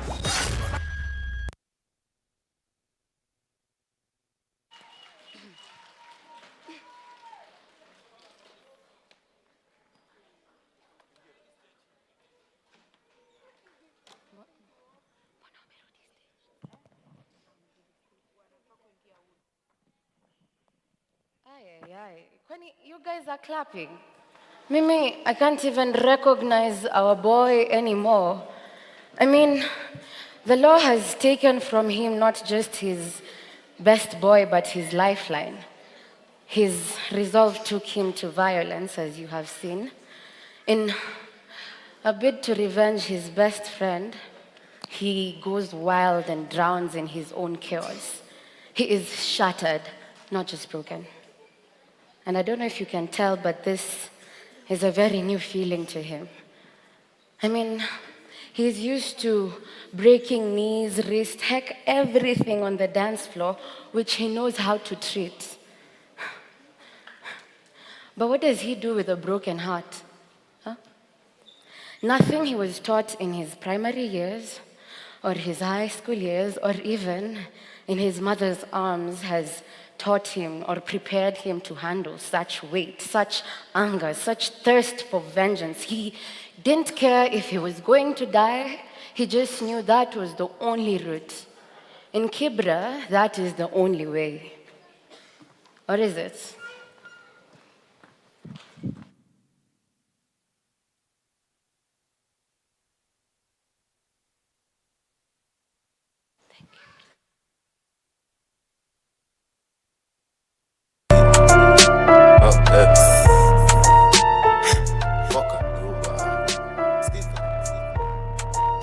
Nikitembea kwa hood, niko na something to offer na nothing to lose. Very rude, misdai kuwa good. Kwa hood, the good ni ugezongwa food. Tension, joma boys in blue. Neza takwa bure bure na bado uzame tu. Halia hood, washindo kukuzumu. Kwa hood, ndani ya hood, nikitembea kwa hood. Nikitembea kwa approach kwa umbali utadhani niko cool. Karibia nikuprove ni full. Si lazima attitude ndo nikuwe understood. Magazine nairudiki home full. Kumwana buya ndani ya kifua mlinda usio nijua. Dead boys every day juu ya duya. Nikinukisha after nimezidi ndo tanusa. Kalori ya takataka kwa highway. Sijale wengine on my own lane. Reality after kupatiwa long kin. Witness the greatness. Baby, I'm a gangster too. When it takes two to tango, you don't wanna mess with me, mess with me. Baby, I'm a gangster too. Baby, I'm a gangster too. Baby, I'm a gangster too.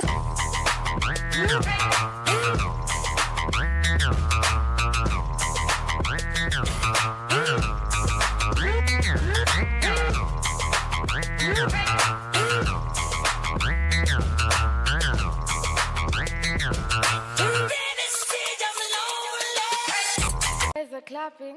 Anyway, me, I am done with gangs, I'm done with boys. So let's just talk about something more beautiful. Let's talk about girls. Girls. Oh, shit.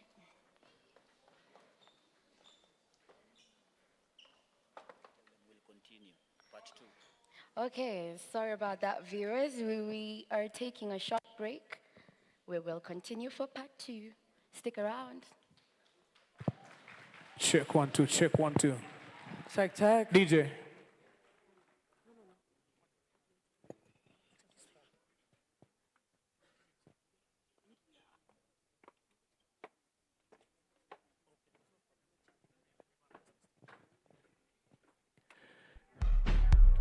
Round of applause.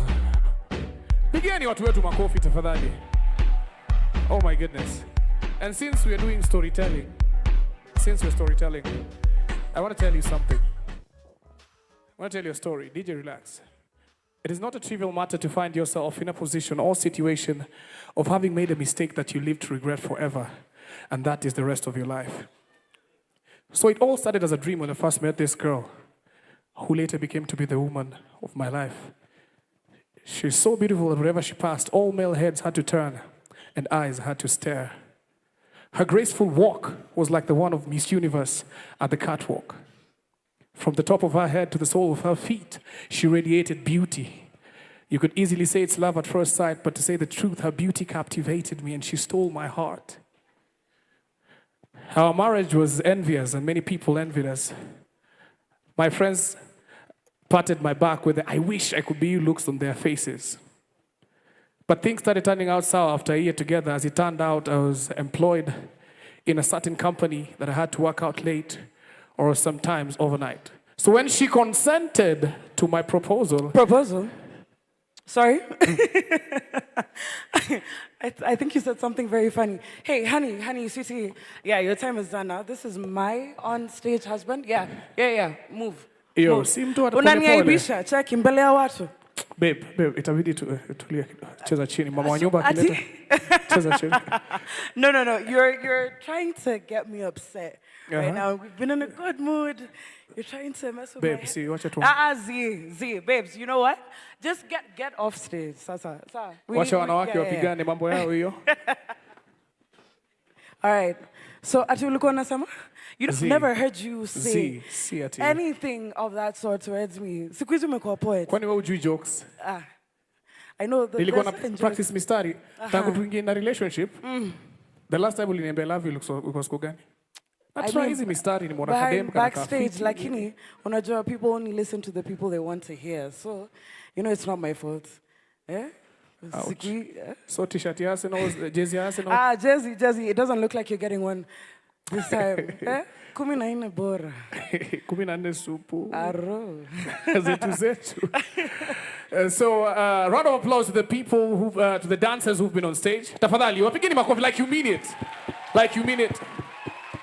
Yeah, so before we go for the short break, you can just tell them something about mental health so that they keep on understanding what we are talking about.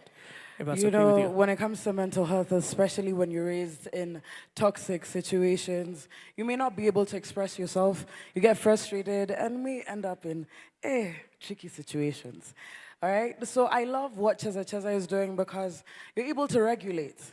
You're able to just think about your self-awareness. It transforms you. It gives you a sense of confidence, not only to speak, process, but also just apply, the right sources and the right ways to, address conflict or just acknowledging your own negative or positive feelings. So I love it. And that's powerful the way you've put it because they've put it in a way that people just think dance is just coming and showing art, but it's a way of expressing how someone feels from inside. It's a way of showcasing how your frustrations are inside. So dance can be put in very, very different categories so that we heal a lot of people with the stories that we give, with the information that we give them, because most people just see the dance, but we see the storyline here. We give out the, you understand? I understand. Meshika. So, tunaweza ambia DJ acheze muziki kidogo nataka watu wakatike. You know what? We need to take a little break wasewa kunywa maji, rest your vocal cords because when we come back. Kwani hao ndio wasanii ndio wataimba ama na kunywa maji vocal cords sielewi. Because we're going to be making a lot of noise, a lot of surprises coming through. You might be... I thought there was another program. I was like, kwani everyone wants to sing. We're bringing a band. So put your hands together for yourself as we welcome the DJ to play us good music. And 3, 2, 1, DJ, press play. Let's go.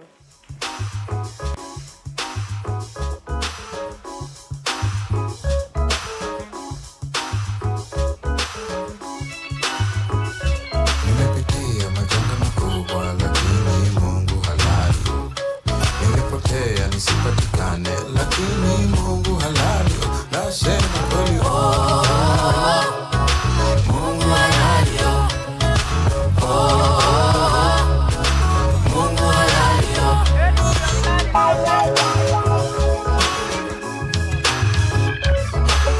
Si lazima unikumbushe kuwa mimi mwenye dhambi.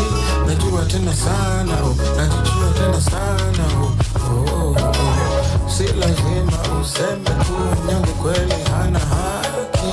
Naona kila siku, tunaona kila siku. Kwa neema nasimama, ila mama ni salama. Binadamu hanitishi, natembea kwa imani. Kwa neema nasimama, ila mama ni salama. Binadamu hanitishi, natembea kwa imani. Ladies first.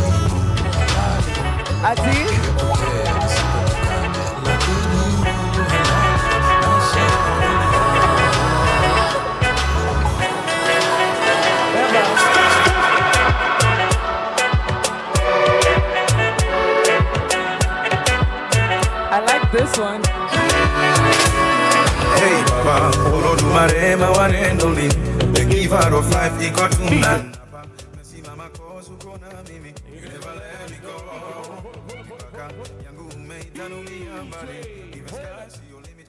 Okay. Are we together? Hey. So, there's someone who wants to come and perform on stage. Yes. And we really need to introduce this person. Yes, yes. He's been in this industry for a very long time. He's been doing his music. He's been doing his dance. And sometimes he confuses me. Yeah. You're talking about Amuna, right? I'm talking about Mluya Flani. Amuna. No, Mluya. Do we have two people? Mluya, wait, Nani? Can we go and check? Like, Sir, give it either Amuna or Mluya Flani. Someone is going to come on stage. Give it up for Mluya Flani.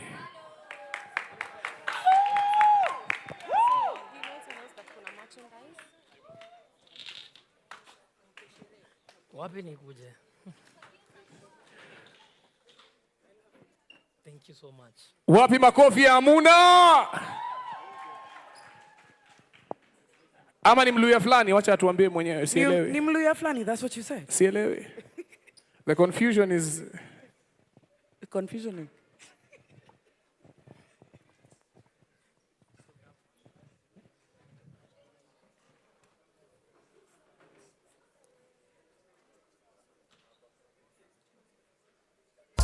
Usijali vile na dance.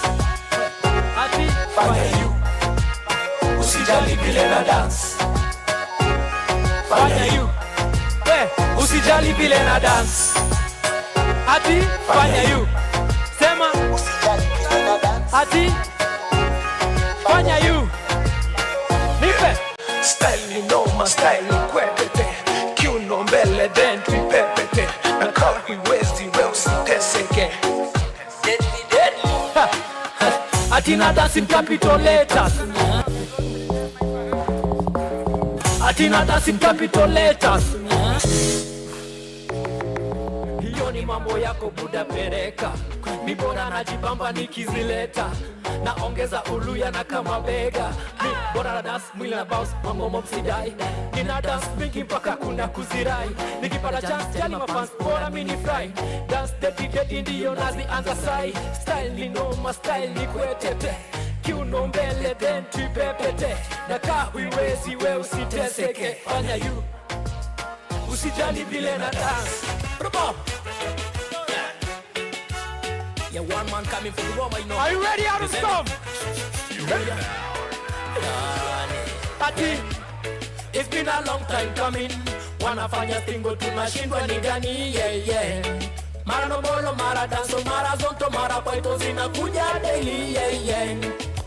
Thanks to money, tumepata stingo imeshika widely, yeah. Kwa barabara ni matito, tukifika kwenye disco tunapiga mandigi, yeah. And this is true. Imefanywa mpaka na Kolo Blue. Hindo dedili mbodi zote zinafanya. What about you? Teremka nayo chini. Padisha na mabega hivi. Ukigonga kichwa, gonga kichwa. Ati tufanyeni mandiki. Teremka nayo chini. Padisha na mabega hivi. Ukigonga kichwa, gonga kichwa. Everybody, just put your hand like this, yeah? Just release your hand. Release your hand. Release your hand. DJ. Hello, hi, everyone. How are you doing? Are you having a great afternoon? My name is Mluya Flani. Some of you know me as a dancer, Amuna. And I'm here to share some good vibes with you as you enjoy a dance of resilience, okay? Are you ready to dance with me? When I say Tumaloke, you say Tumaloke. Tumaloke? Tumaloke? Tumaloke? Okay, DJ, let's go. Tumaloke, Tumaloke, Tumaloke, Tumaloke, Tumaloke, Tumaloke. Leo ni weekend, tuna party kukuche. Ai, Tumaloke. Black Market Records.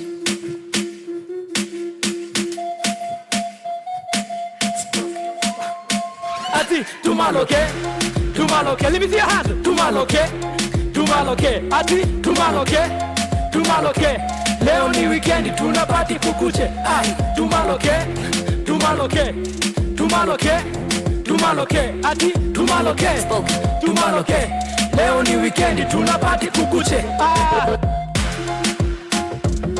Go, go, go. Ati ni furahi day, mko wapi nikuje? Mko sherehe, wapi nikuje? Kuna mayens, wapi nikuje? Leo ni weekend tunapati kukuche. Ati ni furahi day, mko wapi nikuje? Mko sherehe, si wasi kuna mayens. Leo ni weekend tunapati kukuche. Everybody say eh, say eh, say cheza, cheza, si cheza, cheza. Tumaloke, tumaloke, tumaloke, tumaloke, tumaloke, tumaloke. Leo ni weekend tunapati kukuche. Ah.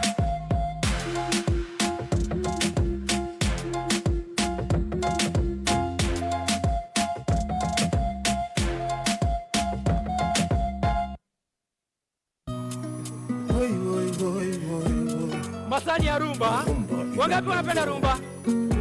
Karibu kwenye rumba ya kisasa, majenzi kwenye uwanja, Joni kwenye rumba ya kisasa, hiyo rumba ya vijana. Ati nipe kispaki, nipe shera, tukianguka nayo tupate raha. Nipe kispaki, nipe shera, tukianguka nayo tupate raha. Tunaingia na one leg before miondoko tusikwende, hatukimbizani na madenge, rumba tunaipiga kigenge.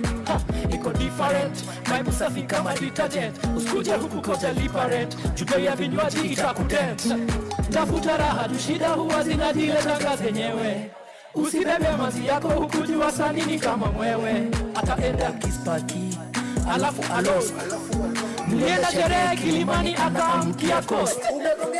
Karibu kwenye rumba ya kisasa, majenzi kwenye uwanja, Joni kwenye rumba ya kisasa, hindo rumba ya vijana. Ati nipe kispaki, nipe shera, tukianguka nayo tupate raha. Ati nipe kispaki, nipe shera, tukianguka nayo tupate raha.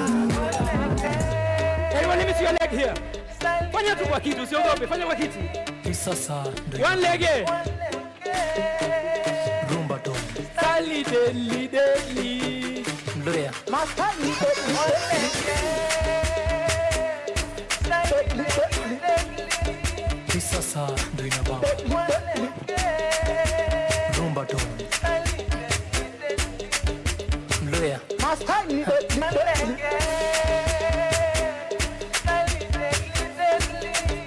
Sasa do you finish kumalon?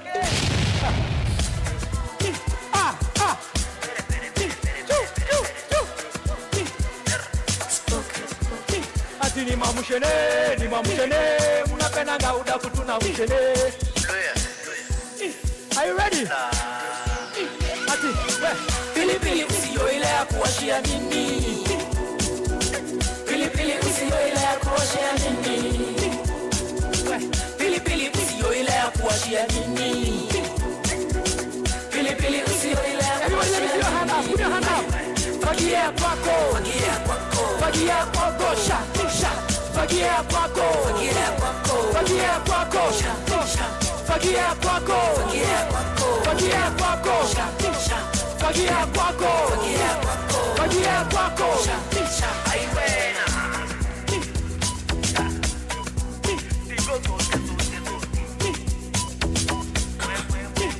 Fagia kwako, jumina unanipa chafu sana. Mbona unaleta mdomo na mina una kwako? Ni kama hata hujagusanga, mina kula pesa yangu weni mamushene. Eti maisha itakuja pia inileme. Ni kama ulikuanga ezi za jene. Time nilikuwa na umia na shida tele. Mbona tusema hiyo ni kazi ya Yesu. Kiherehere si tabia yetu. inawauma sana mambo yetu tuki-afford tuna pay tu. Everybody give me this. Mamushene, mamushene, moshene, moshene, moshene, moshene, moshene, ati ni mamushene, everybody let me see you do this.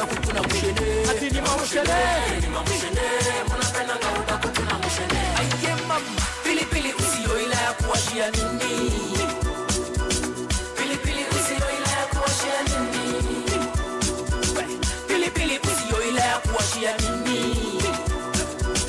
Pilipili usiyo ila ya kuwashia nini. Aliwe, fagia kwako, fagia kwako, fagia kwako, fagia kwako, fagia kwako. Take it out, fagia kwako, fagia kwako, fagia kwako, fagia kwako.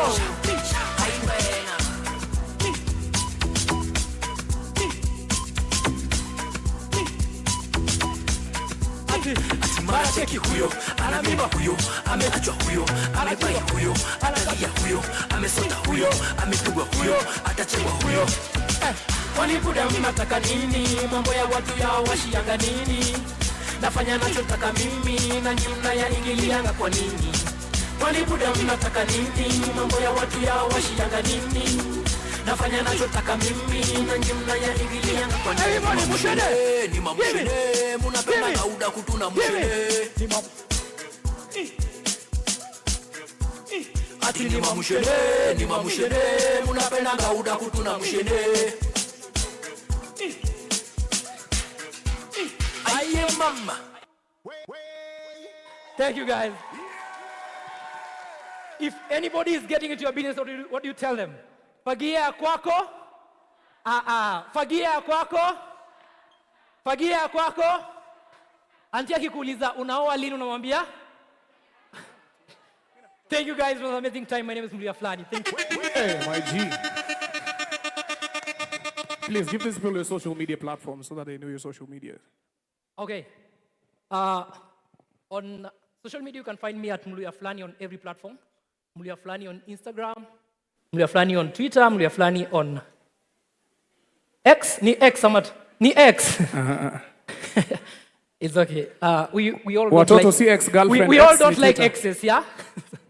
So, Malik Flani on X, Malik Flani on Twitter, Malik Flani on TikTok, on every platform basically. Thank you guys.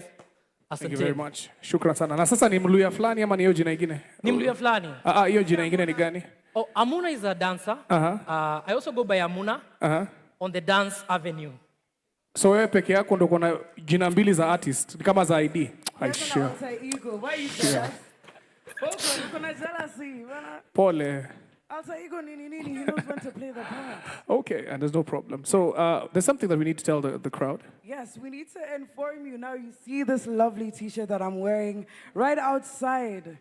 They have crew necks and they also have t-shirts. So they have merchandise going on? Yes, they have water bottles and stuff.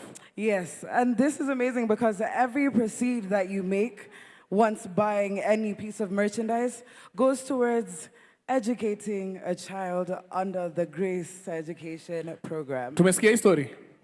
Any merchandise you buy goes to Grace for Education. Raise funds to educate a child. Sindio? So kama ni t-shirt, kama ni hoodie, kama ni water bottle, any merchandise that you buy is there to educate someone to go to the next level in life. Yes, sir. Iko sawa? Yes. Mbona unataka kukimbia? Tutaki kubonga na wase? Ni USA. It's about that time. Single. Mbona unaangalia hivi na side? Muangalie na. Hey, darling, how you doing? But nah, I think it's about that time. We get into Act 2. Okay. You know, we've been talking about mental health, and we spoke about just identifying first, being self-aware, but we also need to be very aware about the storms and struggles that happen in every person's journey.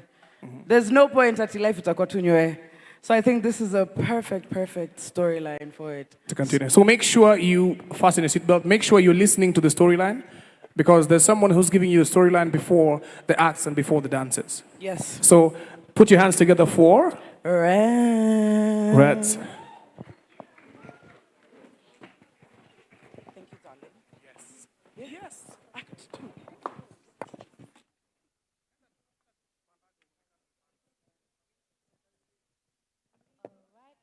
All right. Thank God. God we took that break because did you see those goons? Hey, I was tired of it, and I'm thinking we should talk about something more beautiful, yeah? Let's talk about girls. You see, girls have a gut instinct that can be used in the court of law. Everyone knows this. Especially if a girl has declared you hers, I promise you she will fight your battles in spirit before you even have to physically face them. But even a woman in love has her limits. So Sarabi, the only woman Malik could ever listen to, was growing very wary of his antics with the gang. She wanted him to not give in to that Kibra narrative that almost always ends with a body in the morgue. She wanted Malik to see that she really loved him and that she would be there to dance with him until after their happy ever after. Will this be a happy ever after? I hope so.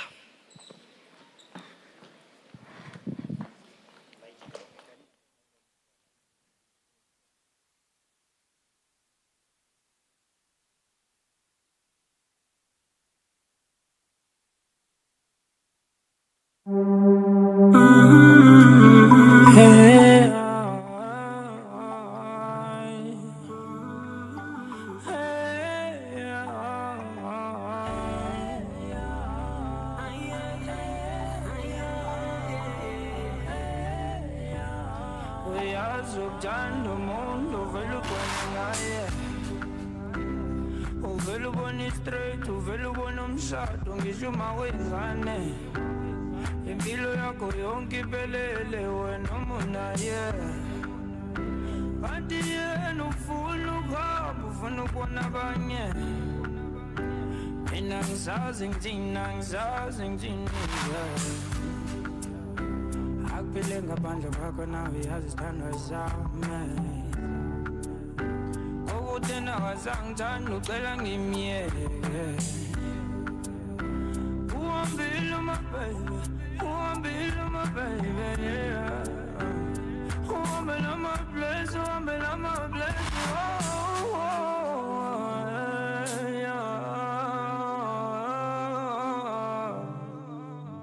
So I guess that I'm the loser, cause you have found someone new. Though you make me cry, but I still love you. Mwanamke soko mchunga, labda mbuzi ng'ombe tu. Shida hazifai, unapenda gavya juu. Yangu furaha, umeondoka nayo. Tena, kwangu mimi. Ningerudisha masaa, japo niseme nawe. Nakupenda. Tarudi lini? Ulave wangu wamela mablezo,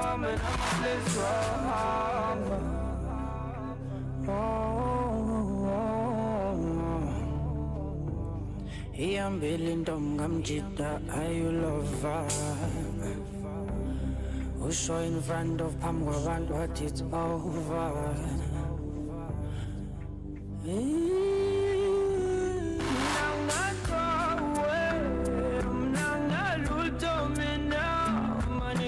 Tell yena nithi ngenze njani maningithathela yena nithi ngithande bani wentombi yami wena buyele ekhaya maningithathela yena nithi ngithembe bani maningithathela yena nithi ngithande bani wentombi yami.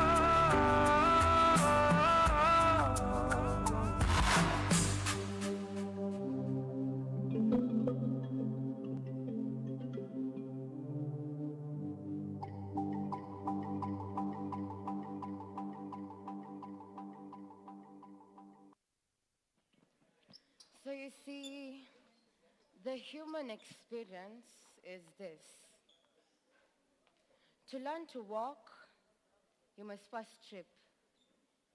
To learn how to have real friends, you must first lose them. To know how to love others, you must love yourself. To know true happiness, to know true, deep-seated happiness, you must know grief. We know about all these extremes, yeah? But what about those in-betweens when you have no idea what you're feeling, how to stop those things that you're feeling? You can't even explain them. What do you do about those in-betweens? Malik, oh my goodness. Malik, on his journey to what? Create, make, build something bigger than himself, lost himself. It was as if one day he just woke up and found himself in a bad dream. Oh, Malik. Are these truly the fruits of the life you've been living? I'm disappointed.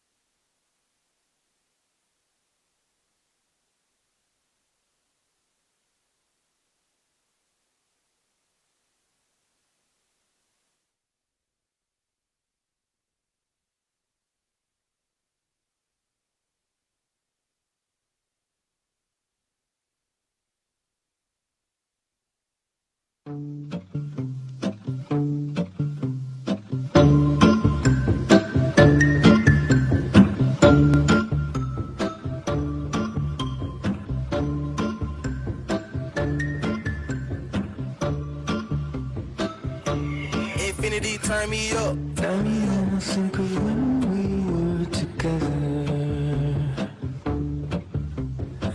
Like when you said you felt so happy you could die. I told myself that you were right for me, but felt so lonely in your company. But that was love and it's an ache I still remember. No mojo, I bounce back, no popo, unhappy, no homo, new brands, no logos, money on my juggler, natural hustler, think I need a smuggler up in Russia, you could be the butler, show my cutler, shout out to Oyenda, the instant guzzler, okay next thing, my life is a wet dream, I call it a sex scene, the back is a nice tease, I tried to escape, my life is an x-ray, I'm sorry, a sex tape, you only get one take, anxiety, keep on trying me, feel it quietly, trying to silence me, yeah. Anxiety. Somebody's watching me. It's my anxiety. Anxiety,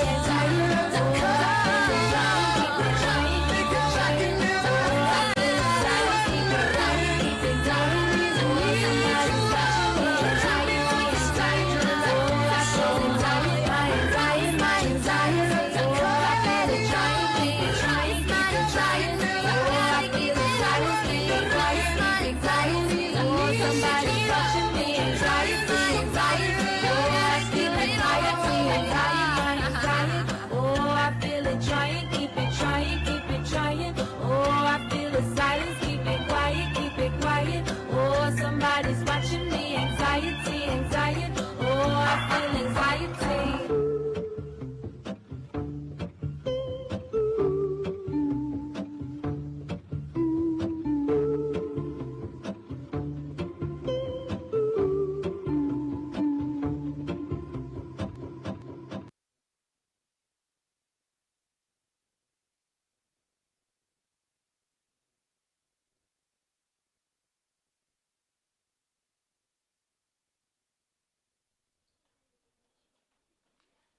Oh, Malik.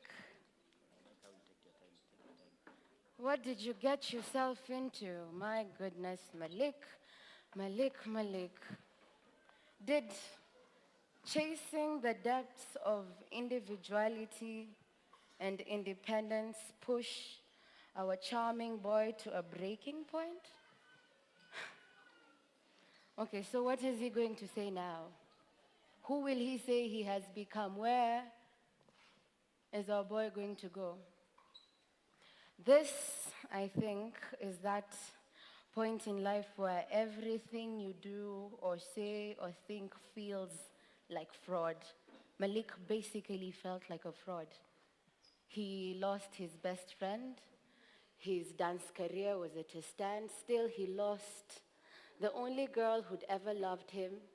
And most of all, this dancing thing was not giving him the solace he always got. The question in Malik's mind now, where to?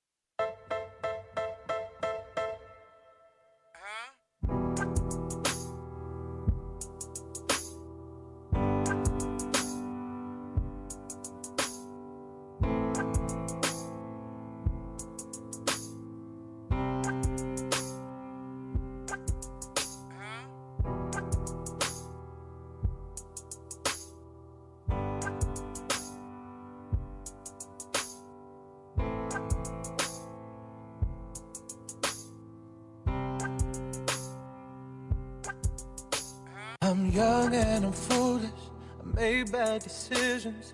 I block out the news, turn my back on religion. Don't have no degree, I'm somewhat naive. I made it this far on my own, but lately that shit ain't been getting me higher. I lift up my head and the world is on fire. There's dread in my heart and fear in my bones.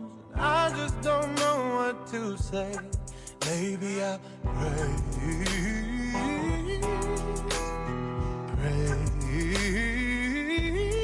Maybe I'll pray.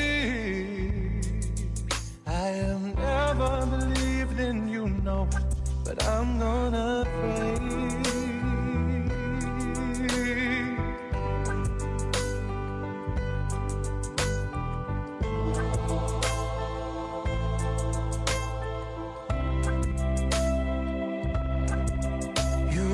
Find me in church, reading the Bible. I am still here and I'm still your disciple.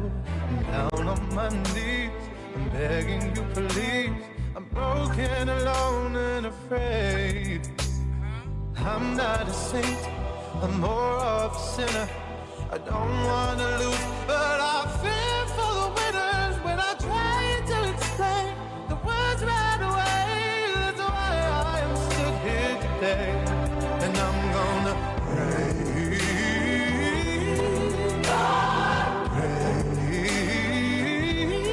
maybe I'll pray for a glimmer of hope, maybe I'll pray.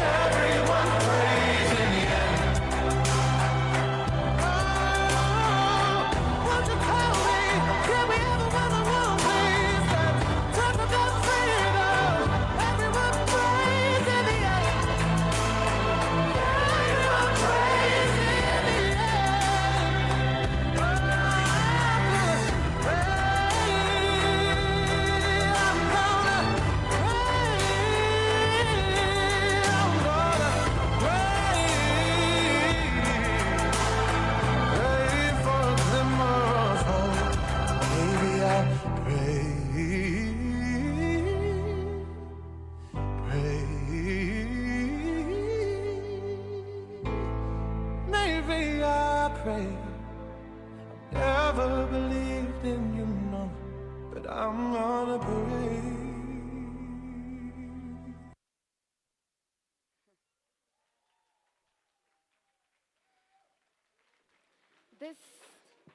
This story is not just, it's not just about Malik, if you haven't noticed. This story is about all of us. It's about every version of us that Malik represents. You see, social change and development is not one man's job. It's about all of us being awake and aware of what is happening around us and within us. That is, accepting reality on reality's terms. You know, whatever is happening to you on an individual level is probably happening to everybody else on a collective level. This life journey is about all of us choosing to say no to the things that bring us down, and yes, only to the things that elevate us. It's about not accepting the tragedy you were born into. It's about calling ourselves out. It's about remembering Kipchoge's words, no human is limited. And indeed, Malik was never really limited, was he?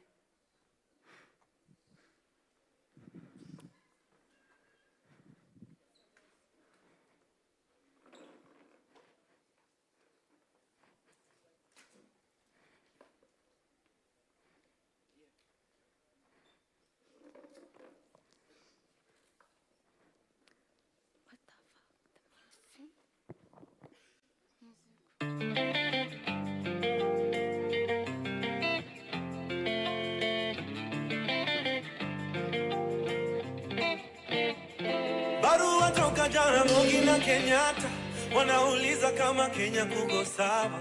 Nikawajibu Kenya tuko na disaster, watoto wetu wanazidi kuzikana, na Tomboya ameshika tama, alituacha kama angali kijana.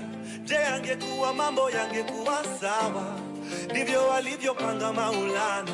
Deni mulizoacha bado tunalipa, na tumekopa zingine China, tukajenga reli pia barabara, zilizobaki watu wakasanya. So tujiangalie, tuko pabaya leo kuliko jana, sikio la kufa halisikii dawa, tuko kwa Twitter tunajibizana. Tujiangalie bane, tuko pabaya leo kuliko jana, tusipoziba ufa tutajenga kuta, tusake zetu tungali vijana. Waumini kwa matrina, pasi kwa bima, kushoto fungu la 10, sadaka kulia. Ndio maana mbele ya kanisa mheshimiwa anakula sakramenti kabla ya raia. Siku za mwisho zimeshawadia, na revelation inatuambia hii generation inachoma picha, ni generation yetu. So tujiangalie, tuko pabaya leo kuliko jana, sikio la kufa halisikii dawa, tuko kwa Twitter tunajibizana. Tujiangalie, tuko pabaya leo kuliko jana, tusipoziba ufa tutajenga kuta, tusake zetu tungali vijana.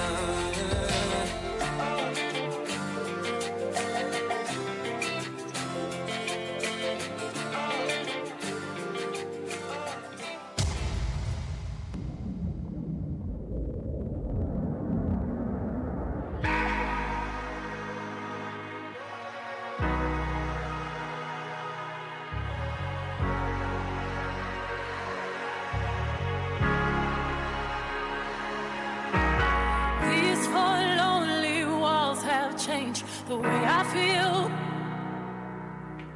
the way I feel. I'm standing still, nothing else matters now. You're not here, so where are you? I've been calling you, I'm missing you.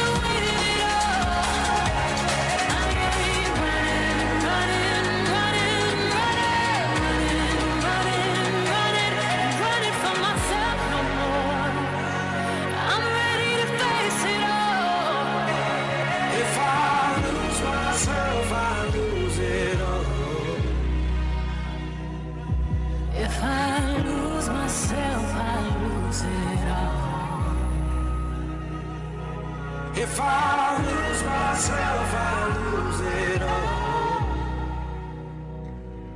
If I lose myself, I lose it all.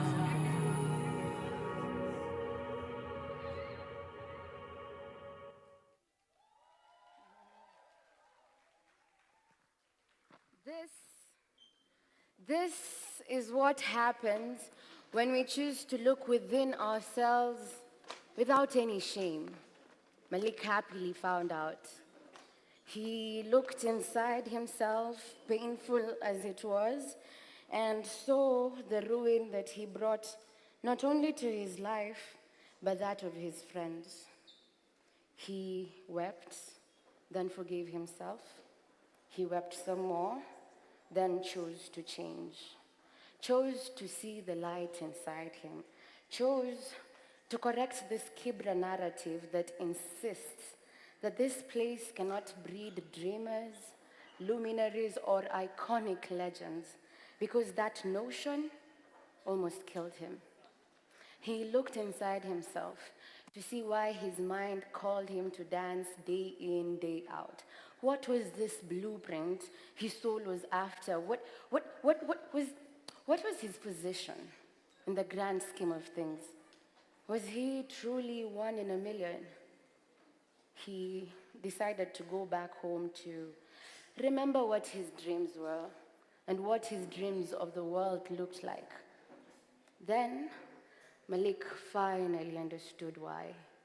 Why dance was given to him as his God-given art.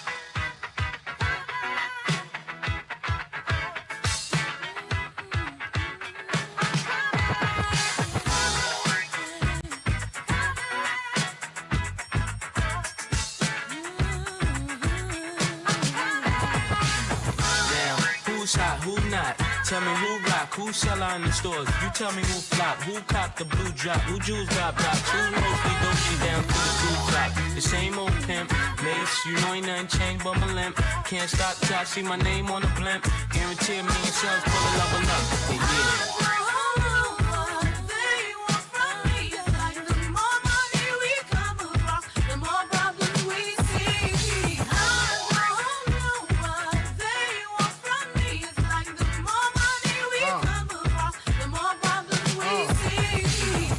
That's real, yo.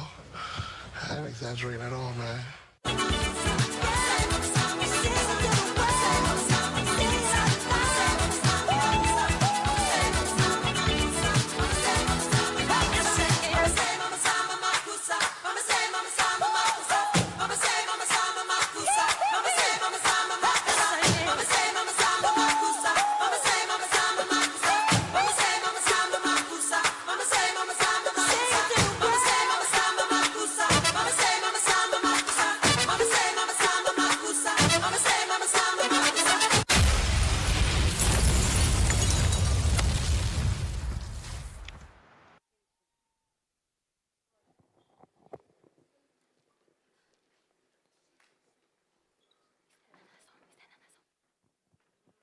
Okay, so what happens when a dreamer starts to shape their reality into their dreams? When they wake up every morning moving towards the reality they actually want? What happens when you choose creative living? You don't know? Well, it goes something like this. Malik, a Kibra-bred dreamer, reformed, then went back home to make an dance empire for himself, brick by brick, despite the no's, despite the rejections, despite the narrative out there about people his kind. Are you a dreamer? Are you a kind of Malik?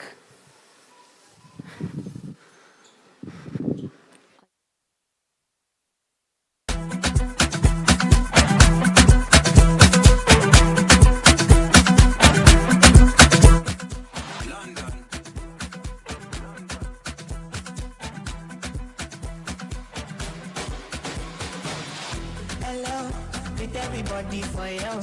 I did your shake belly. What is up on belly? Deliver like I get belly. Them say I did go sell out. Them say I did go sell out. I go make you Joe Dada. Say you get the power. Sweetie passy, I'm a rocket too. She Kagawa. This to this the lover. But them falling like a car. You know I see Sabi Kyote do. Sabi.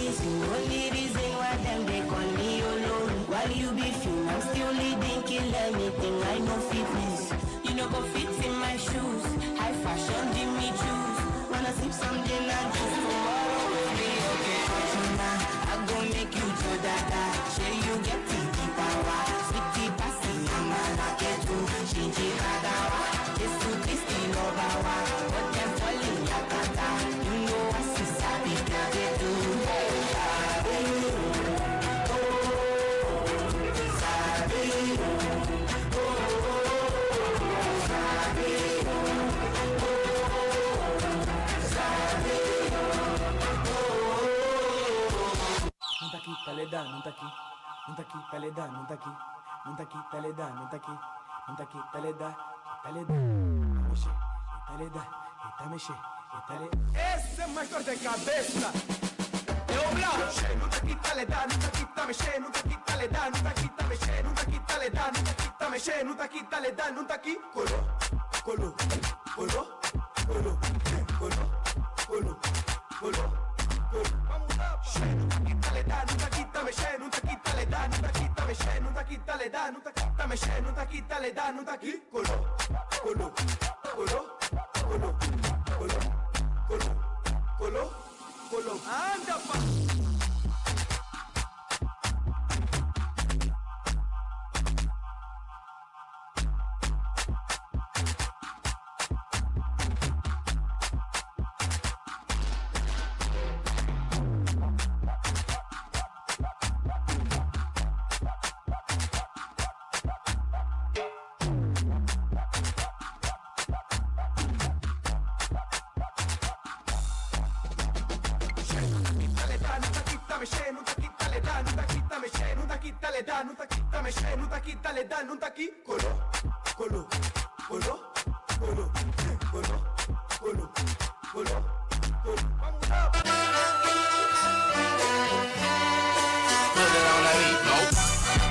They not like us. They not like us. They not like us.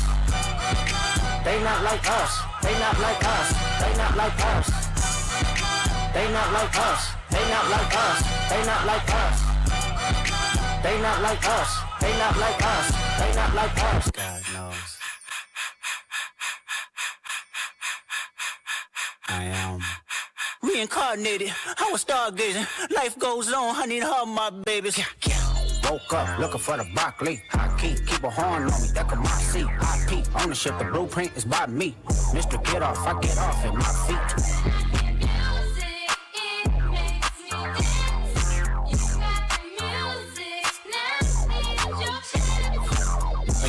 Couldn't try me in a tri-state. Money pass, but I give him splash till he hydrated. I'm south, no he spook town, eyes dilated. I got the money and the power, both gyrating. I feel good, get the out my thighs. Look good, but she don't got no ties. I walked in, walked out with the size. Man, don't let me know what the price.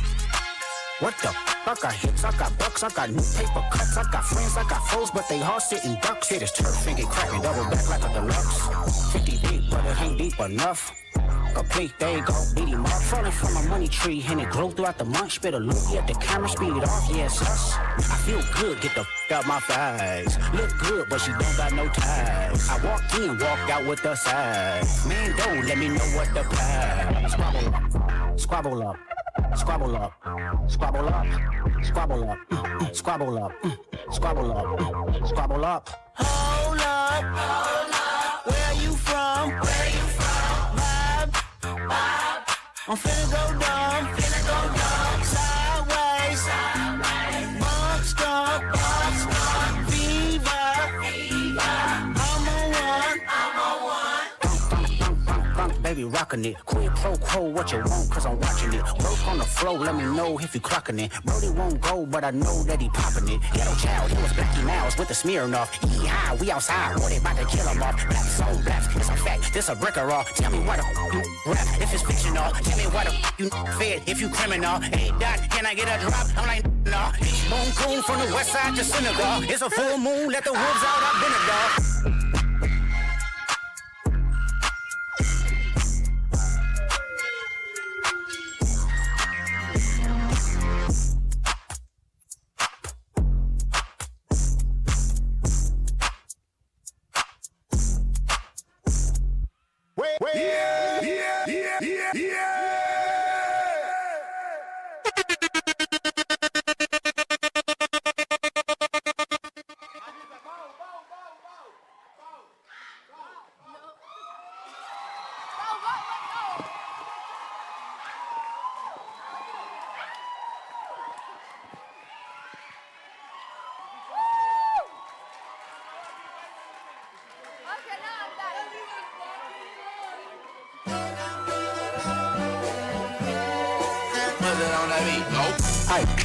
Monster on the beat, ho, beat, bo, beat, rap, nigga, he a freak, dope, man, damn, call her Amber Lambs, tell him breathe, bro, nail a nigga to the cross, he walk around like T, so what's up with these jabroni ass niggas trying to see Compton, the industry can hate me, fuck them all in the mama, how many options you really got, I mean, it's too many options, I'm finna pass on this body, I'm John Stockton, beat your ass and hide the Bible if God watching. Sometimes you gotta pop out and show niggas. Certified boogeyman, I'm the one that up to score with him. Walk him down the whole time, I know he got some hoe in him. Pull on him, extort shit, bully the flow on him. Make some noise! Make some noise! Say Igwe! Say Igwe! Say Igwe! Siski, say Igwe! Usikuwa na wivu, sema one more time, Igwe! Oh my goodness. Clap for them one more time, Yanni. Clap for them one more time. Oh my goodness. Well, this has been a journey. You understand? It's been a journey. Training, the work, the effort being put behind the scenes, man, it's madness. I was here for the dry run. These kids are putting in 1,000%. So one more time. One more time. Give it up for them one more time.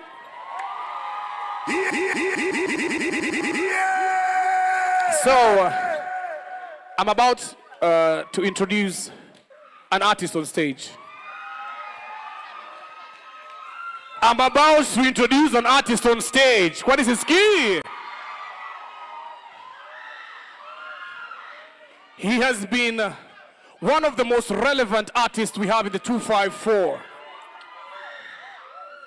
His music is so soothing. He has good taste in dressing. He does really nice videos. Put your hands together for the one and only Charisma!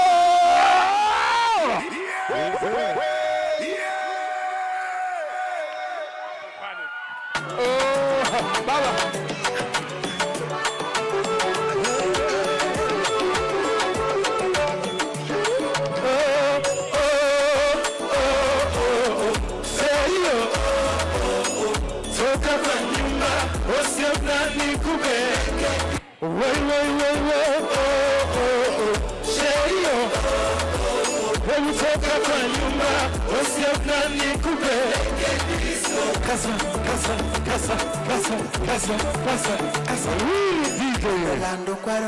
Really DJ, listen.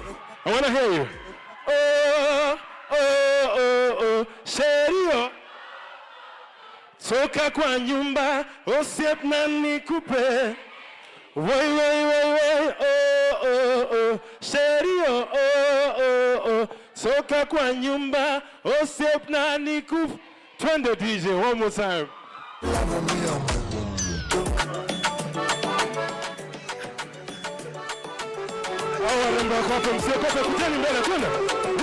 two, let's go.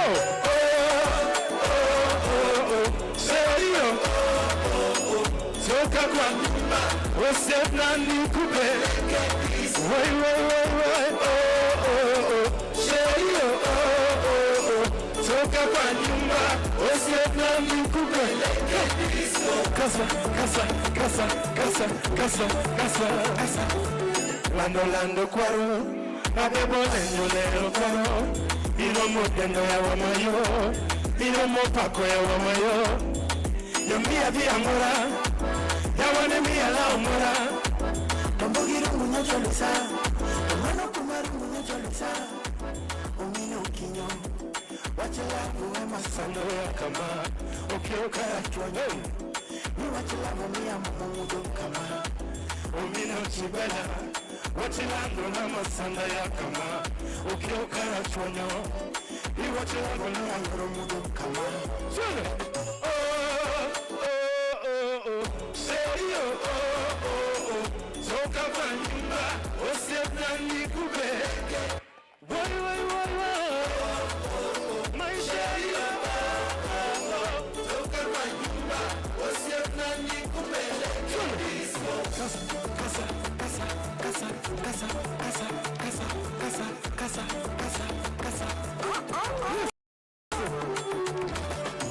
Original Tangla style. Yes, East African time. Na wakaribisha ndani ya kodong. Usikule vitu bila hodong. Kuna champagne, for the pain. Top, player best in the game. Kilometer, sunset. Ongeza mavitu na mafuta de. Hakuna masanse, kuna masensi. Ati kukatana na kukata maji. Ukia likoko wanati, lazima makonki. Shabala, sing.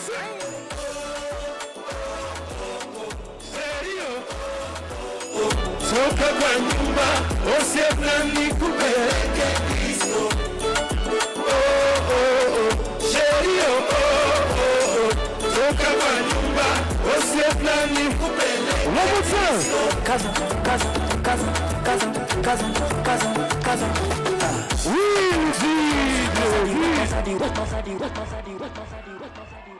Oh my goodness, are you guys having a good time tonight? Give it up for Cheza one more time. Listen, I don't know about you guys, but I've never felt emotion from dance like that in my life. So I want you guys to clap for them one more time. Give it up for Cheza. Oh Lord. And because this night is about them, I'm gonna do something with them. I'm gonna sing a song with them. If you guys know this song, jam with us. Tuko tayari? Let's go.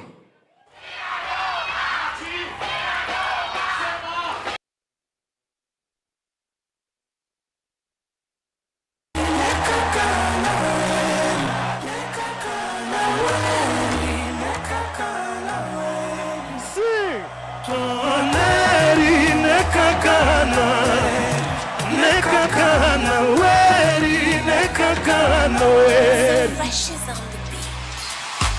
Another day, another crisis. Keyboard warrior still typing. Mini lava siku hizi spendi fighting. Na mahita hawawezi nitoa timing. Na hata wakinita guide, I know my baby will be by me. Na wakiniseti kwa IG, dawa ya watiaji huwanga silence. Niko sherehe mina vibe, na nyimo nani analyze. Who I wonder why, me I'm just tryna catch a wine. We shughulika na yole, niko sherehe mina vibe, na nyimo nani analyze. Who I wonder why, I'm just tryna catch a wine. We shughulika na your life, cheki zangu zimenai. Don't you disrespect my lover. My guy. Tonight I don't want no drama. My guy. Chaber dongingero anahero kasi anda. My guy. Leo ni party hadi mchana. My guy. Sherehe na piganga na kikosi. Kwa mfuko pesa haikosi. madem wananitanga kiongozi, bila mimi hutesanga Nairobi. Nasema sile zimeripoti, chini tuko kwa magoti, aki wewe usinirekodi, kesho nipate umeshaniposti. Niko sherehe mina vibe, nanyi munani analyze, who I wonder why, me I'm just tryna catch a wine, we shughulika na yo life. Niko sherehe mina vibe, nanyi munani analyze, who I wonder why, I'm just tryna catch a wine, we shughulika na yo life. Cheki zangu zime nice, don't you disrespect my lover, mama my guy, tonight I don't want no drama, mama my guy. Jabe donginge wanairoga sina noma my guy, leo ni party hadi mchana mama my guy, sina noma my guy, sina noma my guy, sina noma my guy. Jabe donginge wanairoga sina noma my guy. Sing.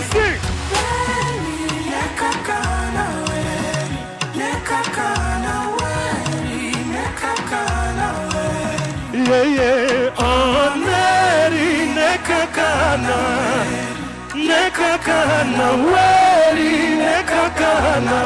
Thank you so much. We love you. We appreciate you. Hey, Sina Noma, my guy. Hey, Charisma. Hey, people. Hey. Wapi kelele Charisma?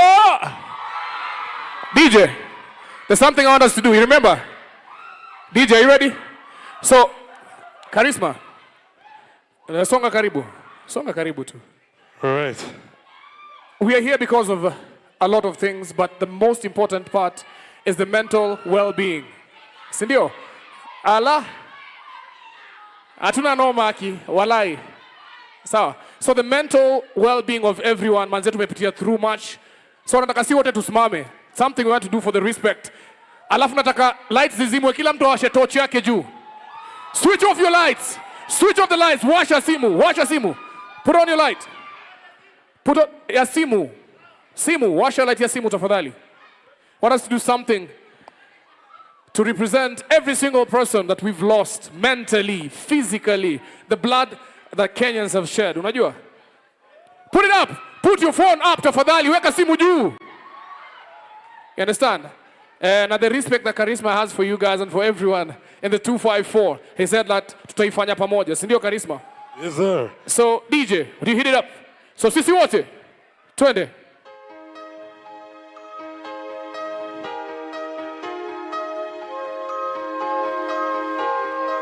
Let's swing it. Swing it for me.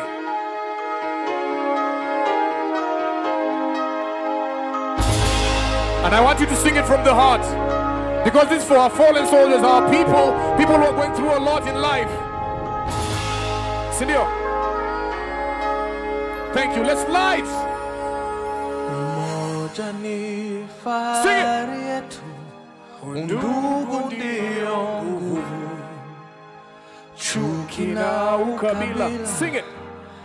Hatutaki hata kamwe, lazima tuungane, tuijenge nchi yetu, pasiwe hata moja anayetenganisha. Naishi na tumaini, najitolea daima Kenya, hakika ya bendera ni uthabiti wangu, nyeusi ya wananchi na nyekundu ni ya damu, kijani ni ya ardhi, nyeupe ya amani. Daima mimi Mkenya, mwananchi mzalendo. Sing it one more time for us. Tumaliza kabisa. Sing it. Kwa uchungu na mateso, kwa vilio na huzuni, If you can sing, sing it up. Kuliwa uhuru Na mashujaa wa zamani. Twende.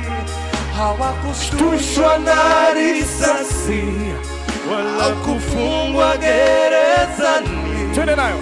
Nia yao ukombozi, kuvunja pingu za ukoloni. Naishi, tusikii. Natumaini, Twende.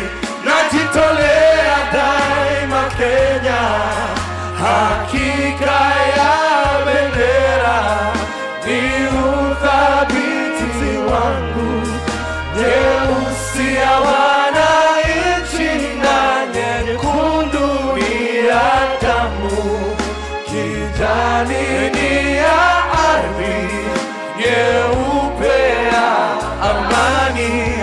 Daima mimi Mkenya, mwananchi mzalendo.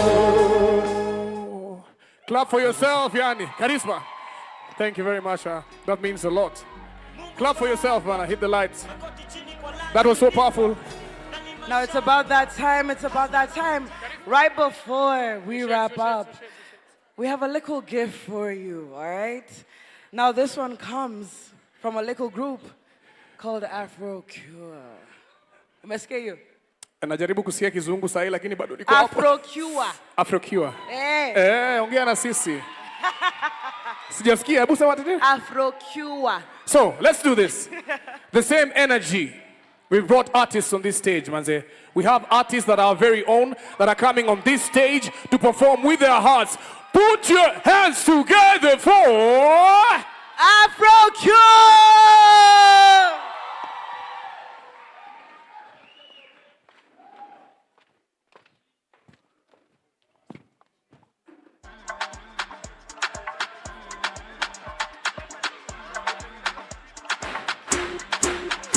She said, 1 inch of body and a body that. She said, 2 inch of body and a body that. Big man in a your mickle and a hoodie guard. Girl, sit down, sit down, sit down. Good pum pum, girl, take a seat on the tip of the top of the cock. Make your wet, no the tip of the top of the cock. Back way where you want, so cock up your back. Say she want it harder, me no fi stop. Little pink pussy cocky blacker than a harrow back. Me make it sit in a can and a hammer knock. She say me dark and slim, but me talawa. What you want, galawa? She want the long body, la la lang, le le le le. She want the long body, la la lang, le le le le. You can't stand the la la lang, le le le le. She want the long body, la la lang, le le le le. Up inna the belly, le le le.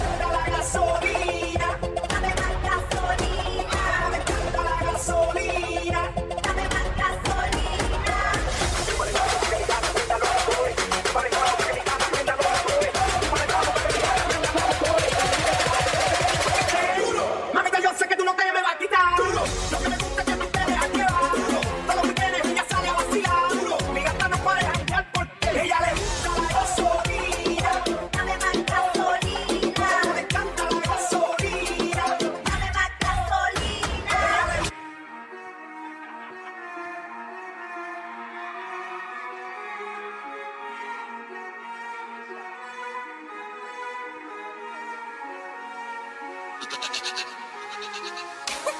It's from Mars, baby. Kulianga safari ya Hamdulillah, tukaomba tufike inshallah. Binadamu wanapanga, shetani anapangua. Alhamdulillah tumefika mashallah.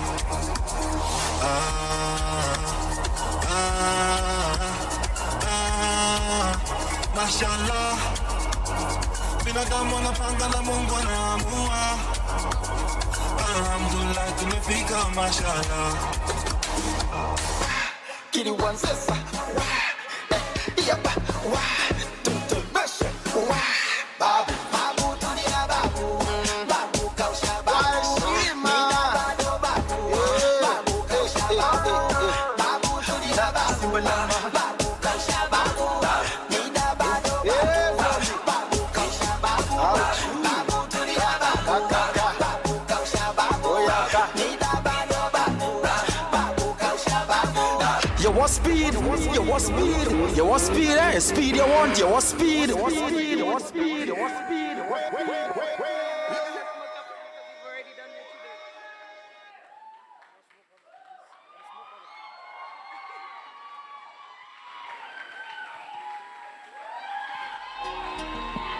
Mungu Baba magoti chini kwa lani. Wait, round of applause. Piga makofi, piga makofi. Piga makofi tafadhali. Piga makofi, piga makofi. Piga makofi tafadhali. Round of applause. One more time for Afro Q. So, I think it's about that time. It's too hot. Naona mpaka umetoa nini? Sitasema sana. Yeah. So, first of all, I want to thank every single person who showed up for this. This is not just an event, not just a dance show. This is a mental health space whereby people are fighting lots of things behind the scenes. And many people have learned through the arts that you've seen right here. So I want to thank every single person. Najua watu behind the scenes. Thank you the cameraman manze, umekuwa na kazi fiti, naona mmezunguka nini, taking shots, videographers manze, backstage manager manze. Big up Sandra, yani big up Sandra, and the people behind the Cheza crew. I'd love for you guys to come and do a vote of thanks, please. And as you guys are coming, come on, enjoy. You're a part of the organizers. Please come here so that people see the people who've done such an amazing job. Senor.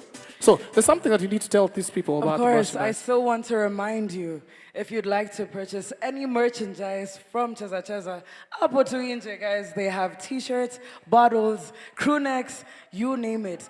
And remember, every proceeding that goes towards you buying something, it educates a child under the Grace for Education program. I think it is a brilliant program, so kila kitu good.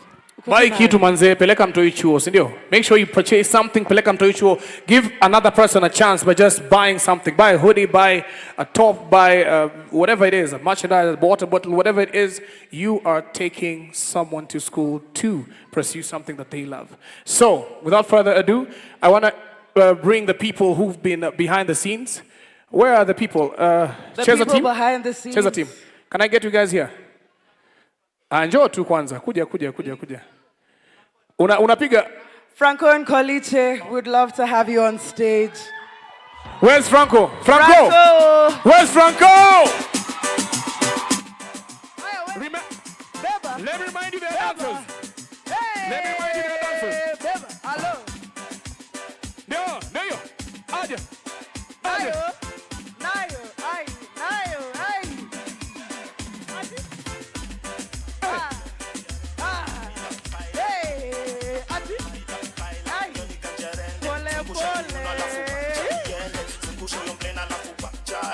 Vijana wanarada mtaa, tukakuja nao kwa show. Promota na teta mbaya, atikume chrome. Ukinyesha ni goda na camp, ndo maana vitu grow. Pesa ndo inafanya matamecha na toanga ball.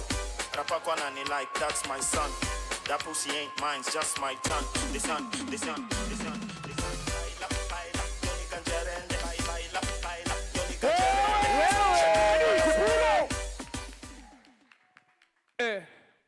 Patiana mic side, ni patiana mic side. You understand?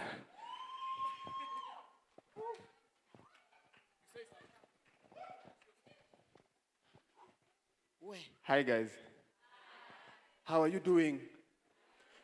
To be honest, I'm very emotional right now. Very. What you've seen and what you'll see after this was a dream, is still a dream, but we went for it regardless. And the beautiful story that we've watched here is a story of his and mine and them collected together because we are all one, and we tell our stories in the best way, which is through dance, yeah? So a round of applause for us. And before we continue, is Cheryl around in the room? You wanna come on stage? Come on stage. Come on stage. Music yake, music please.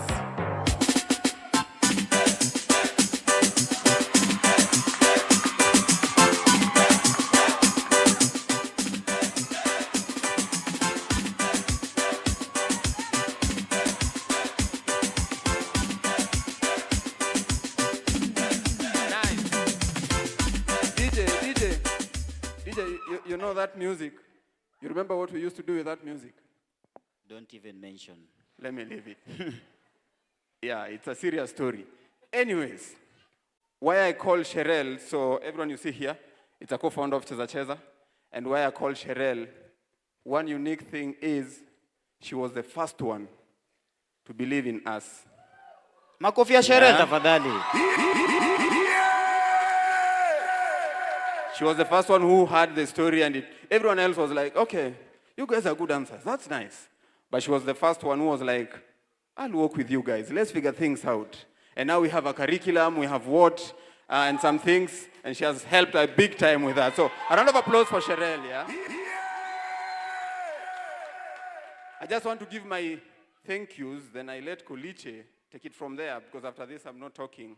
But if you can also have all the Cheza Cheza cast, the dancers come behind here. All the dancers, the organizers for this, you can step on stage. The graphic designers. Ida, you're supposed to be here, no? Or you're taking me? When you know, Allah. Where are the dancers? Hey, as they're coming. DJ, as they're coming, it's usually our norm. Of course, wherever I am, wherever we are, everyone moves. I know you've been moving a lot, but again, just for us, I'll humbly request if you can stand on your feet. If you can stand on your feet and move help together. us move. As we're waiting for this team to come. Alafu DJ fanya ile tulikuwa nafanya. Alafu what you'll do is just step on the floor, yeah? Just make sure you're stepping and you can feel the floor. Okay? Then you go to the side, to the side, to the side, to the side. Then you go low. You come up, you go low, you come up, you go low, you come up, hey. Then you go side to side. You never let me go. That side. Hey. Even sky see your limit kwa ikibali hata haters wanashangilia kwa ndani umewa winga oh. Alafu nipe one leg. Alafu tuanguke nayo. Let's go, hey. Hata wale wananionea usuda shabaya mbaya. Alafu unaifanya hivi. Ure watatai cause I know that you got me where you got me. Nice, thank you DJ. Amazing. Thank you, DJ. Nice.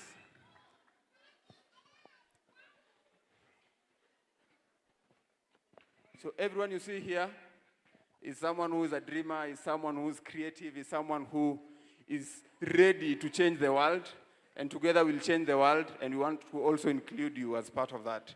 So with us being here, all of us, what I wanted to say is also thank you so much for believing in us and paying your hard-earned money to come and watch a dance show. A round of applause for you guys. Thank you so much for believing in us and for being here. Everyone who's here, thank you so much for the dedication, for the hard work, for the tears, for the laughs, for breaking your legs sometimes, and sometimes we quarrel here and there, but you're still around, yeah? Thank you so much for that. So I just want to say thank you to everyone, and thank you for being here. Koliche. Yes, let's appreciate Franco, please. Just to echo on what Franco has said, it's so everybody knows Cheza Cheza story. If you don't know, go check on the Cheza Cheza website. But really, why we are doing this, it's because what we went through while we were kids and what we faced, and we really wanted a safe space where we could express ourselves, where we could connect with people, and a place where our creativity were met. We didn't get that space, but dance was a refuge to us. When we danced, or when I danced, I feel I connected with people, I feel I was seen, and I feel my world was opening up. And that's what we want to do in our communities, because if dance changed my life, I'm pretty sure it's going to change 1,000+ people's lives. Sindio? And our dream as Cheza Cheza is to keep on working with our communities, because you understand the kind of challenges that they go through or we go through. But one thing we say, our challenges should not define the people that you're supposed to be. Sindio? but what defines the person that you are supposed to be, it's the mindset. Ama namna gani? So, how are you thinking? Are you able to cope up with your emotions, make friendship, connect with people? And I know sometimes it's difficult. It took me time to allow myself, to give myself time. Sometimes I entered into rooms, I felt I was not, or I'm not supposed to be part of this room, but just remembered myself and told myself, Collins, this is you, and this is for the future generation. So my message to younger people, the youths who are listening is, keep on believing, it will come to life. Sindio? Tusonge mbele pamoja. Cheza Cheza Dance Foundation. Yes, Cheryl. I'm also very emotional right now. This started 7 years ago with 2 young men that I met, and I saw something incredible. And if you see potential, please invest whatever you can, your time, your money, any resources that you have, because we started with nothing. We started with no money, no reputation, nobody that believed in us. And in 7 years, we've built something incredible. And what I like to think about today is not what we have built, because I don't think it's about us, but what happens through you. So what is something that you can give to others that makes sure that they can pay it forward? Because long after we do this, this is the next generation who will pay it forward. And this is how we change lives. This is how we change communities. Nobody thought we could do it, and look at where we are now. So thank you so much. They're not like us. They're not like us. Yeah! And now, to the most important people today, and we'll go with Iraki with the line. So we'll start with the people who came, believed in this dream now of this show. Okay? I don't know if at Intermission they're in the house, or Gidendu, or Bobo. Bobo is around or no? Bobo, ayuko? Okay. So first of all, I want to share and send our love and gratitude to Art in Motion. Wapi kelele Art in Motion? Yeah, most of the choreographies you've seen here were done with Bobo and Gidendu. They're amazing choreographers. If you don't know about them, you should know about them. Go look at their socials and you'll see what we mean. Then we brought another lady who's called Antoinette. Antoinette, yeah. So we had a story, but then we are very chaotic. We didn't know how to put this on the stage. It was a lot of stress. Of course, I was growing thin and thinner in that process. Then this lady came through and she aligned things. She was like, yeah, let's remove this. Some of them were very hurting because we did want to remove some things, but Antoinette, wewe, nini. So let's appreciate Antoinette for being a creative director for this show. Yeah. Then there are the All-Stars. We have Cheza Cheza as a whole. Then we have Cheza Cheza All-Stars and Academy, which is another side of Cheza Cheza. And the management, if you are back there, management of Cheza Cheza All-Stars Academy, please walk to the front. A round of applause for them. Management, eh? Wapigeni nuru bana. Yeah. Kevo. Niaje? Sindi kwa nuna tuogopa. That lady over there, that's T. Wapi kelele ya T? T and I make sure everyone who's here is taken care of in terms of contracts and safeguarding and blah, blah, blah. ETC going forward. So asante sana T for what you're doing. We see you. We appreciate you. Yeah. Then here we have another amazing lady called Cindy. Cindy. Yeah.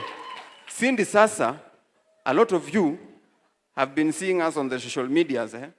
Cindy alikuwa na make sure tumepata watu wengine wa kutusaidia kueneza Kiswahili. Wapi kelele ya Cindy?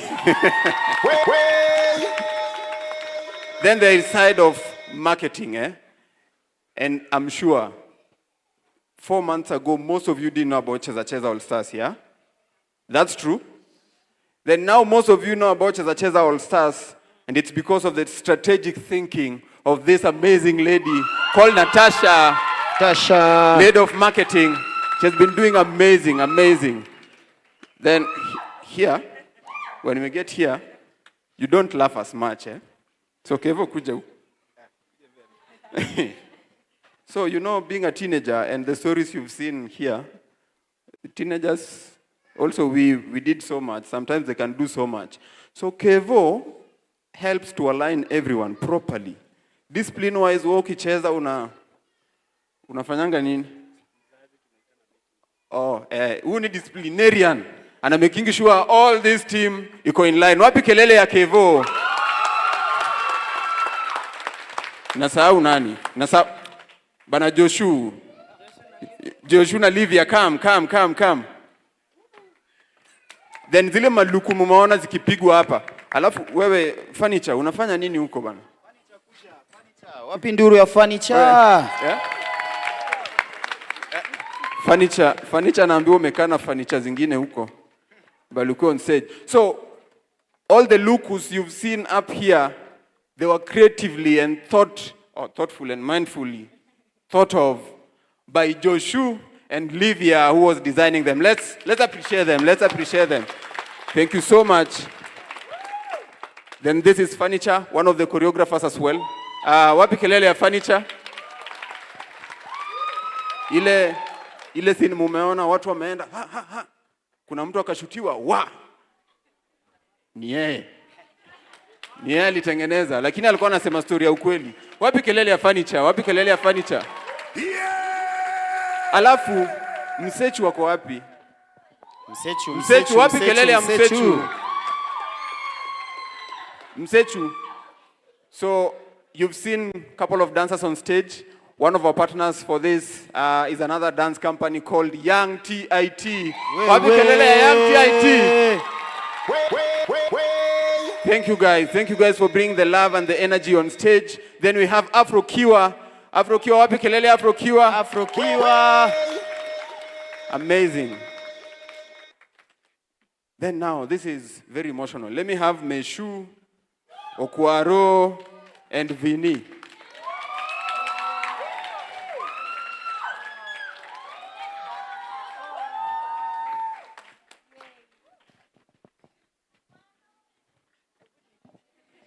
Okwaro kona fans, eh?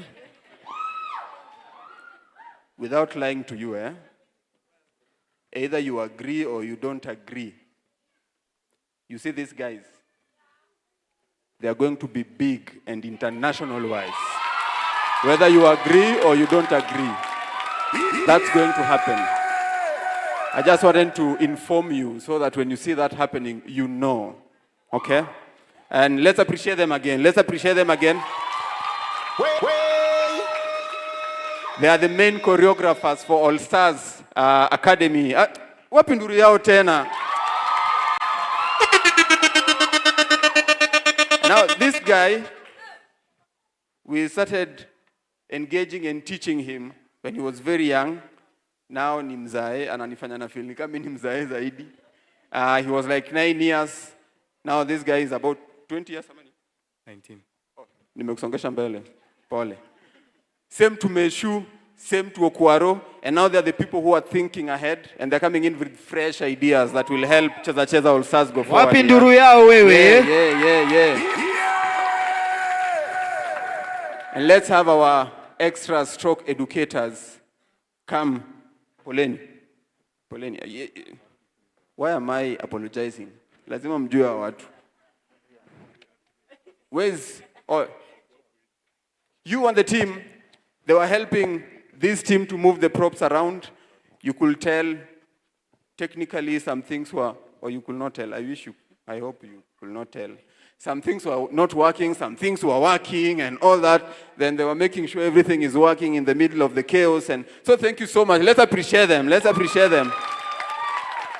Amazing. Before I go to the last one, Ida kuja tu. Come.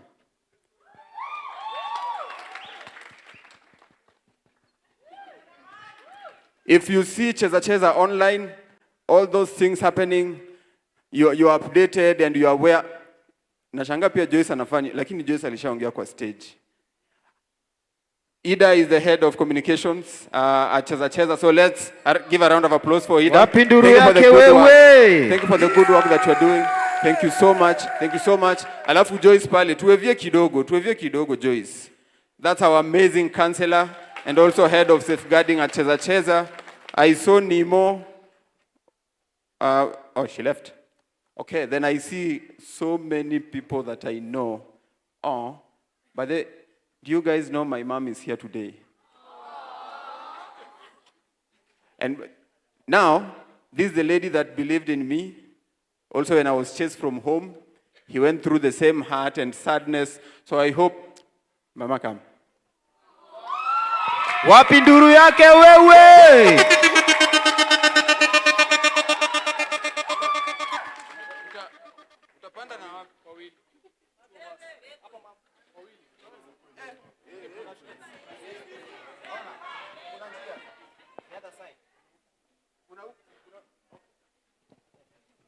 Na huko ni mbali. Nitakuwa nimesahau. Niko sawa? So my mom, she has a very different story. I'm not trying to make this about me, Nimeturn tu hivi nikamuona. Yeah, she believed in me in everything. Believed in us with Koliche. So also, she is a mom to both of us. And so many other youths that also... Oh, huko ni mbali. But anyway, she'll get here. But above that, all the thanks and gratitude and the most love goes to, from that child over there, goes this way, to this end, wakina Zera. Zera, you wanna say hi? Also them, I believe they're going to be big. It might not be artistically, it might not be creatively, but in every field they land, in every industry they land, you'll see the amazing work of Cheza Cheza through them. Some of them want to be lawyers, some of them want to be doctors, some of them want to be entrepreneurs, some of them want to jump around and Cheza Cheza around like us, and they're going to do amazing in every places they'll be in. So much love to you people. Yeah, I think nimemaliza. Yeah. Mamangu anakuanga mshy.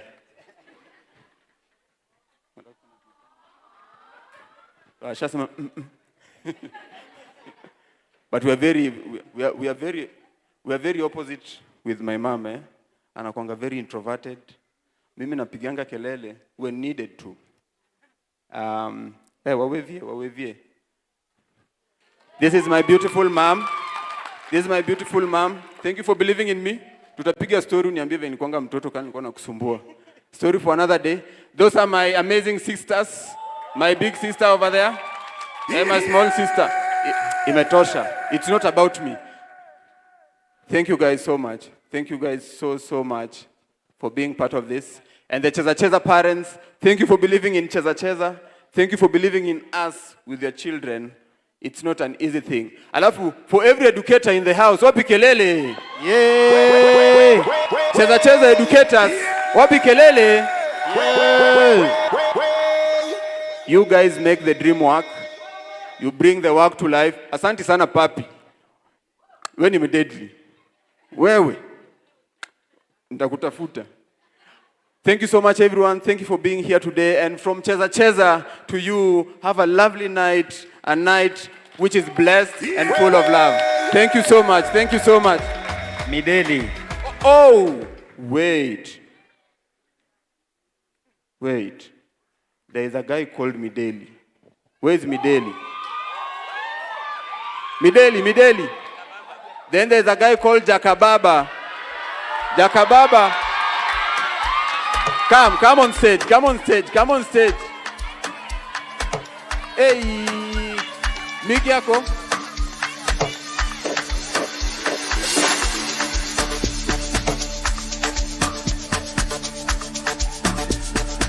Miki.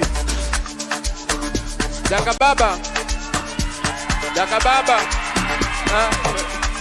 Hey, wapatie move. Hey, wapatie move.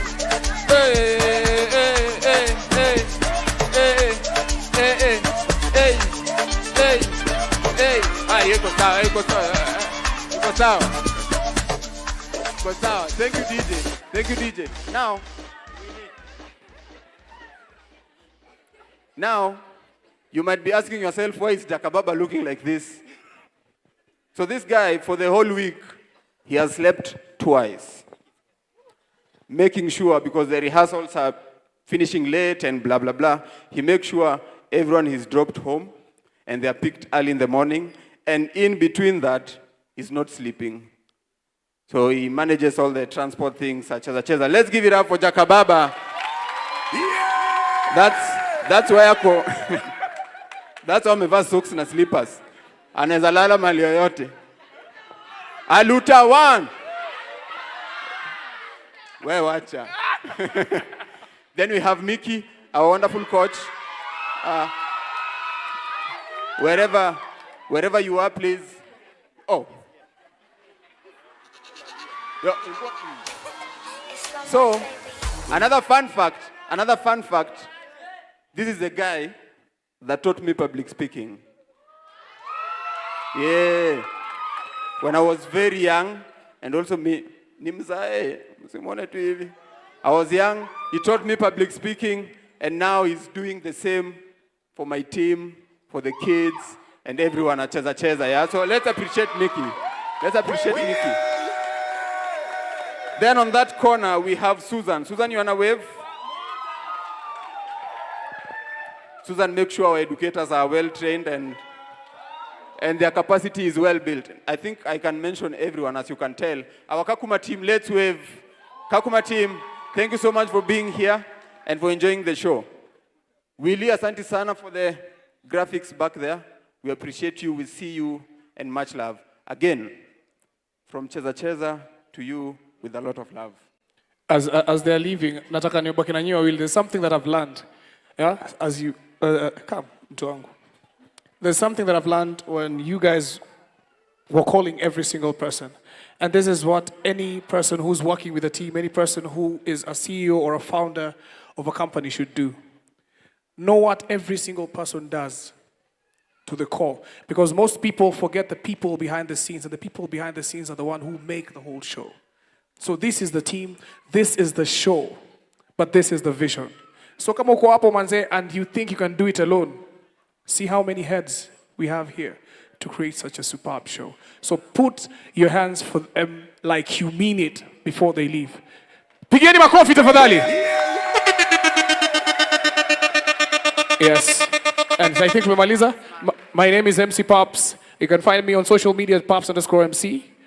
And has been my time. Thank you, Pops, and Kelly for holding down for us. You know, Kelly akona English zingine saa zingine zinanipita, but it's okay. Kingoso. Yeah. DJ.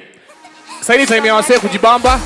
Saidi kujibamba, kuna dishi hapo nje unaweza kula, unaweza drink, usikie fiti. This is just your time to interact and make sure you know the next person sitting next to you anafanya nini. Make contacts, take contacts, speak to people, you never know. Sindio? 3, 2, 1, DJ, you know what to do. My name is MC Pops, that's been my time. Tulianza safari ya Hamdulillah, tukaomba tufike inshallah. Binadamu anapanga, shetani anapangua. Alhamdulillah tumefika, mashallah. Ati. Mashallah. Mashallah. Binadamu anapanga na Mungu anaamua.